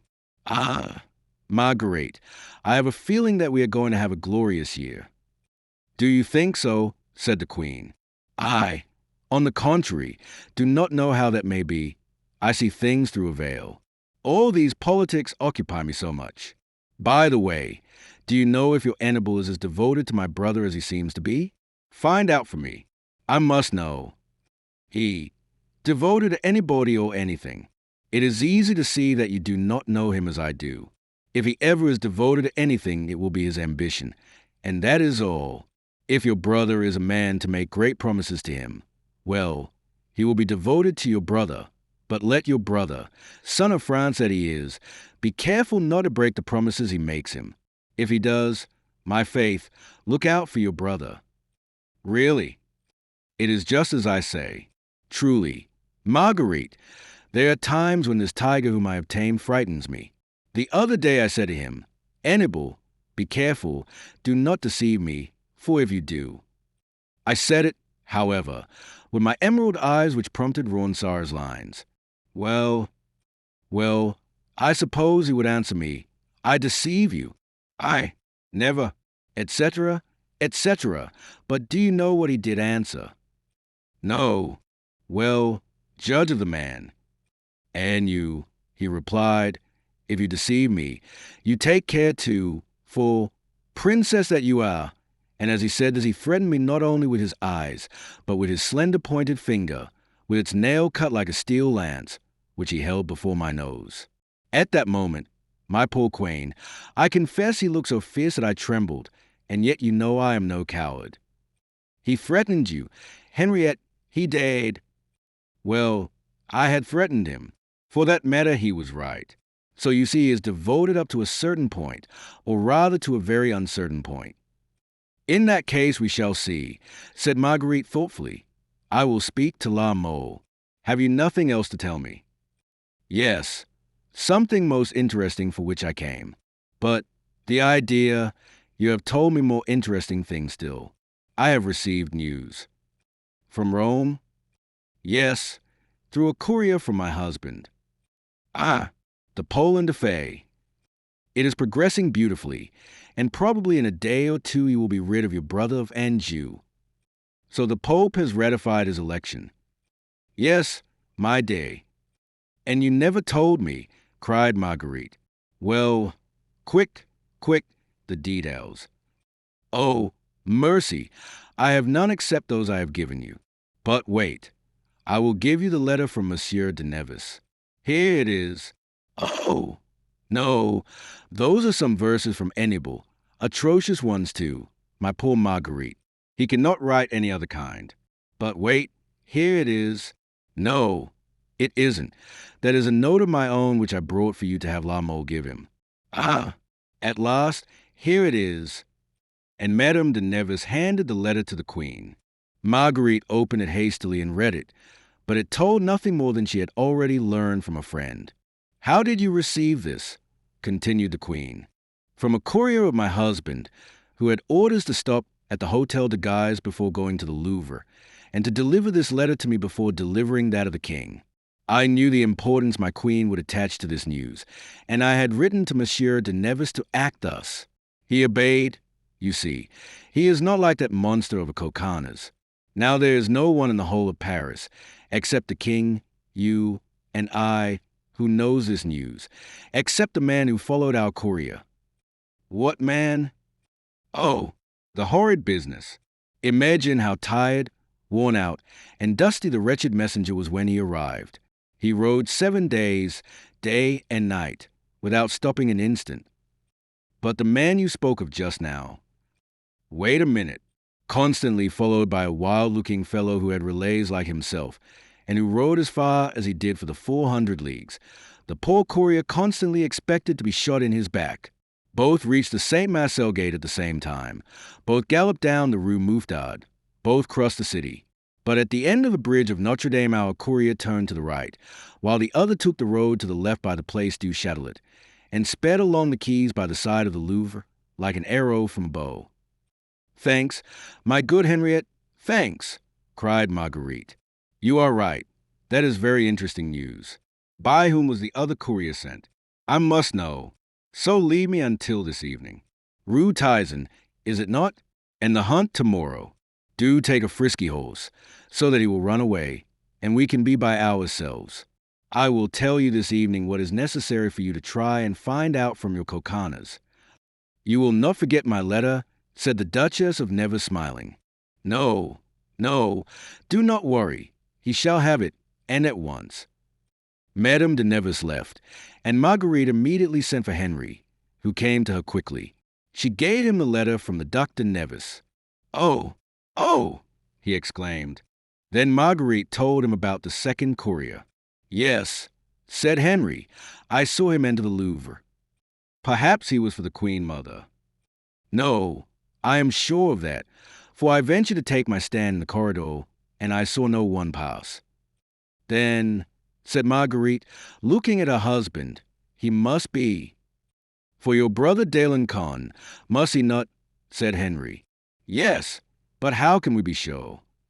"Could not one of his 2 gentlemen be sent for?" said Henry, carelessly, "and through him?" "You are right," said Marguerite, put at her ease at her husband's suggestion. "I will send for Monsieur de la Mole. Go on. The young girl appeared. "I must speak at once with Monsieur de la Mole," said the Queen. "Try to find him and bring him here." Galland disappeared. Henry seated himself before a table on which was a German book containing engravings by Albert Dürer, which he began to examine with such close attention that when La Mole entered he did not seem to hear him, and did not even raise his head. On his side, the young man, seeing the king with Marguerite, stopped on the threshold, silent from surprise and pale from anxiety. Marguerite went to him. "Monsieur de la Mole," said she, "can you tell me who is on guard today at Monsieur d'Alencon's?" "Coconnas, Madame," said La Mole. "Try to find out for me from him if he admitted to his master's room a man covered with mud, who apparently had a long or hasty ride." "Ah, Madame, I fear he will not tell me. For several days he has been very taciturn." "Indeed? But by giving him this note, it seems to me that he will owe you something in exchange." "From the Duchess? Oh, with this note I will try." "Add," said Marguerite, lowering her voice, "that this note will serve him as a means of gaining entrance this evening to the house you know about." "And I, Madame," said La Mole, in a low tone, "what shall be mine?" "Give your name. That will be enough." "Give me the note, Madame," said La Mole, with throbbing heart. "I will bring back the answer." He withdrew. "We shall know tomorrow if the Duke has been informed of the Poland affair," said Marguerite calmly, turning to her husband. "That Monsieur de la Mole is really a fine servant," said the Béarnais, with his peculiar smile, "and, by heaven, I will make his fortune." Chapter 29. The Departure. When on the following day a beautiful sun, red but rayless, as is apt to be the case on privileged days of winter, rose behind the hills of Paris. Everything had already been awake for 2 hours in the court of the Louvre. A magnificent Barbary horse, nervous and spirited, with limbs like those of a stag, on which the veins crossed one another like network, pawed the ground, pricked up his ears, and snorted, while waiting for Charles IX. He was less impatient, however, than his master who, detained by Catherine, had been stopped by her in the hall. She had said she wished to speak to him on a matter of importance. Both were in the corridor with the glass windows. Catherine was cold, pale, and quiet as usual. Charles IX fretted, bit his nails, and whipped his two favorite dogs. The latter were covered with cuirasses of mail, so that the snout of the wild boar should not harm them, and that they might be able to encounter the terrible animal with impunity. A small scutcheon with the arms of France had been stitched on their breasts similar to those on the breasts of the pages, who, more than once, had envied the privileges of these happy favorites. "Pay attention, Charles," said Catherine. "No one but you and I knows as yet of the expected arrival of these Polonaise. But, God forgive me, the King of Navarre acts as if he knew. In spite of his abjuration, which I always mistrust, he is in communication with the Huguenots. Have you noticed how often he has gone out the past few days? He has money, too, he who has never had any. He buys horses, arms, and on rainy days he practices fencing from morning until night." "Well, my God, mother," exclaimed Charles IX, impatiently, "do you think he intends to kill me or my brother Danjou? In that case he will need a few more lessons, for yesterday I counted 11 buttonholes with my foil on his doublet, which, however, had only 6. And as to my brother Danjou, you know that he fences as well if not better than I do, at least so people say. Listen, Charles," continued Catherine, "and do not treat lightly what your mother tells you. The ambassadors will arrive. Well, you will see. As soon as they are in Paris, Henry will do all he can to gain their attention. He is insinuating, he is crafty, without mentioning his wife who seconds him, I know not why, and will chat with them, and talk Latin, Greek, Hungarian, and I know not what, to them. Oh, I tell you, Charles, and you know that I am not mistaken, I tell you that there is something on foot." Just then the clock struck, and Charles IX stopped listening to his mother to count the strokes. "Good heavens! 7 o'clock," he exclaimed. "1 hour before we get off. That will make it 8. 1 hour to reach the meeting place. And to start again, we shall not be able to begin hunting before 9 o'clock. Really, mother, you make me lose a great deal of time. Down, Risquetout. Great heavens! Down, I say, you brigand." And a vigorous blow of the bloody whip on the mastiff's back brought a howl of real pain from the poor beast, thoroughly astonished at receiving punishment in exchange for caress.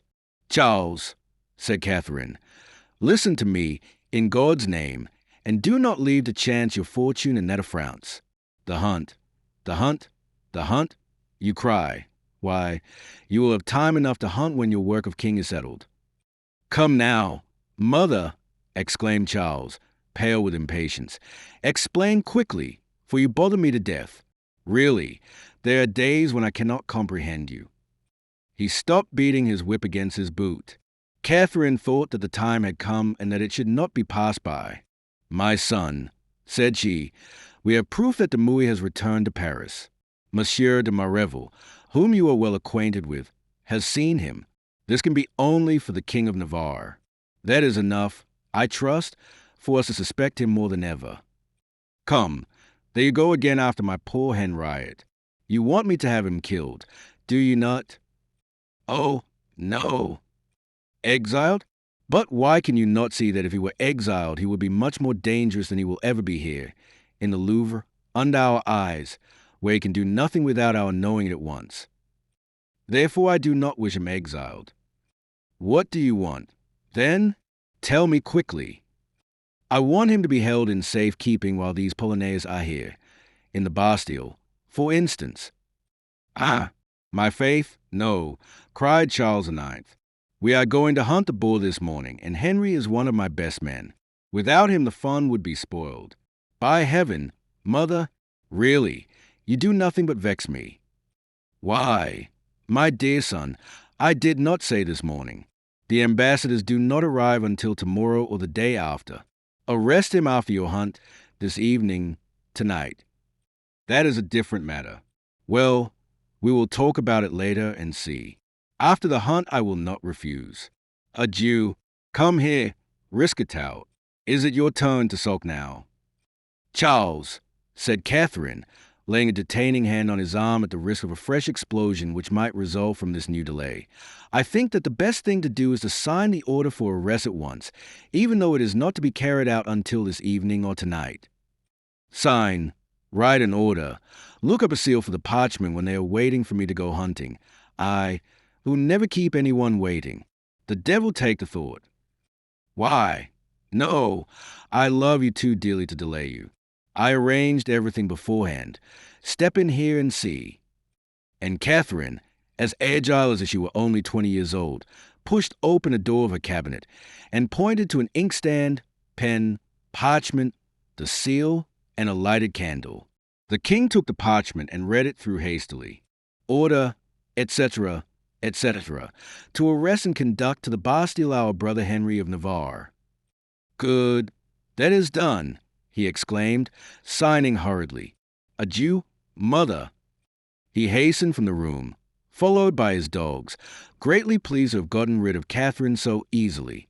Charles IX had been waited for with impatience, and as his promptness in hunting matters was well known, everyone wondered at the delay. So when he finally appeared, the hunters welcomed him by shouts of "Long live the king," the outriders by a flourish of trumpets, the horses by neighing, the dogs by barking. All this noise and hubbub brought a flush to his pale cheeks. His heart swelled, and for a moment Charles was young and happy. The king scarcely took the time to salute the brilliant company gathered in the courtyard. He nodded to the Duc d'Alencon, waved his hand to his sister Marguerite, passed Henry without apparently seeing him, and sprang upon the fiery Barbary horse, which started off at once. But after curvetting around 3 or 4 times, he realized what sort of a rider he had to deal with and quieted down. The trumpets again sounded, and the king left the Louvre followed by the Duc d'Alencon, the King of Navarre, Marguerite, Madame de Nevis, Madame de Sauve, Tavannes, and the principal courtiers. It goes without saying that La Mole and Coconnas were of the number. As to the Duc d'Anjou, he had been at the siege of La Rochelle for 3 months. While waiting for the king, Henry had spoken to his wife, who in returning his greeting had whispered. The courier from Rome was admitted by Monsieur de Coconnas himself to the chamber of the Duc d'Alencon a quarter of an hour before the messenger from the Duc de Nevis saw the king. Then he knows all, said Henry. He must know all, replied Marguerite. But keep your eyes on him and see how, in spite of his usual dissimulation, his eyes shine. Ventre Saint Grace, murmured the Benet. I should think they would. He hunts triple game today, France, Poland, and Navarre, without counting the wild boar. He bowed to his wife, returned to his place, and calling one of his servants whose ancestors had been in the service of his father for more than a century, and whom he employed as ordinary messenger in his love affairs. Orthan, said he, take this key to the cousin of Madame de Sauve, who you know lives with his mistress at the corner of the Rue des Quatre Fils. Say to him that his cousin desires to speak to him this evening, that he is to enter my room, and, in case I am not there, to wait for me. If I am late, he is to lie down on my bed. Is there an answer, sire? No, except to tell me if you find him. The key is for him alone, you understand. Yes, sire. Wait, do not start now. Plague you. Before leaving Paris, I will call you to tighten my saddle girths. In that way you will naturally have to lag behind, and you can carry out your commission and join us at Bondy. The servant made a sign of obedience and rode away.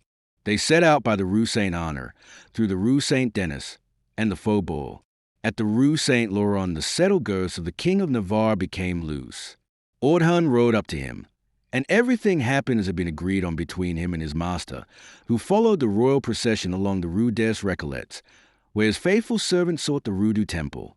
When Henry overtook the king, Charles was engaged in such an interesting conversation with the Duc d'Alencon on the subject of the weather, the age of the wild boar which was a recluse, and as to where he had made his lay, that he did not notice, or pretended he did not notice, that Henry had lagged behind a moment. In the meantime, Marguerite had watched each countenance from afar, and thought she perceived a certain embarrassment in the eyes of her brother every time she looked at him. Madame de Nevis was abandoning herself to mad gaiety. For Coconnas, supremely happy that day, was making numberless jokes near her to make the ladies laugh. As the La Mole, he had already twice found an opportunity to kiss Marguerite's white scarf with gold fringe, without the act, which was carried out with a skill usual to lovers, having been seen by more than 3 or 4. About 8:15, they reached Bondy. The first thought of Charles IX was to find out if the wild boar had held out. The boar was in his lay, and the outrider who had turned him aside answered for him. A breakfast was ready. The king drank a glass of Hungarian wine. Charles IX invited the ladies to take seats at table, and in his impatience to pass away the time set out to visit the kennels and the roosts, giving orders not to unsettle his horse, as he said he had never had a better or a stronger mount. While the king was taking this stroll, the Duc de Guise arrived. He was armed for war rather than for hunting, and was accompanied by 20 or 30 gentlemen equipped in like manner. He asked at once for the king, joined him, and returned talking with him. At exactly 9 o'clock the king himself gave the signal to start, and each one mounted and set out to the meet. During the ride, Henry found another opportunity to be near his wife. "Well," said he, "do you know anything new?" "No," replied Marguerite, "unless it is that my brother Charles looks at you strangely." "I have noticed it," said Henry. "Have you taken precautions?" "I have on a coat of mail, and at my side a good Spanish hunting knife, as sharp as a razor, and as pointed as a needle. I could pierce pistols with it." "In that case," said Marguerite, "God protect you." The outrider in charge of the hunt made a sign. They had reached the lay.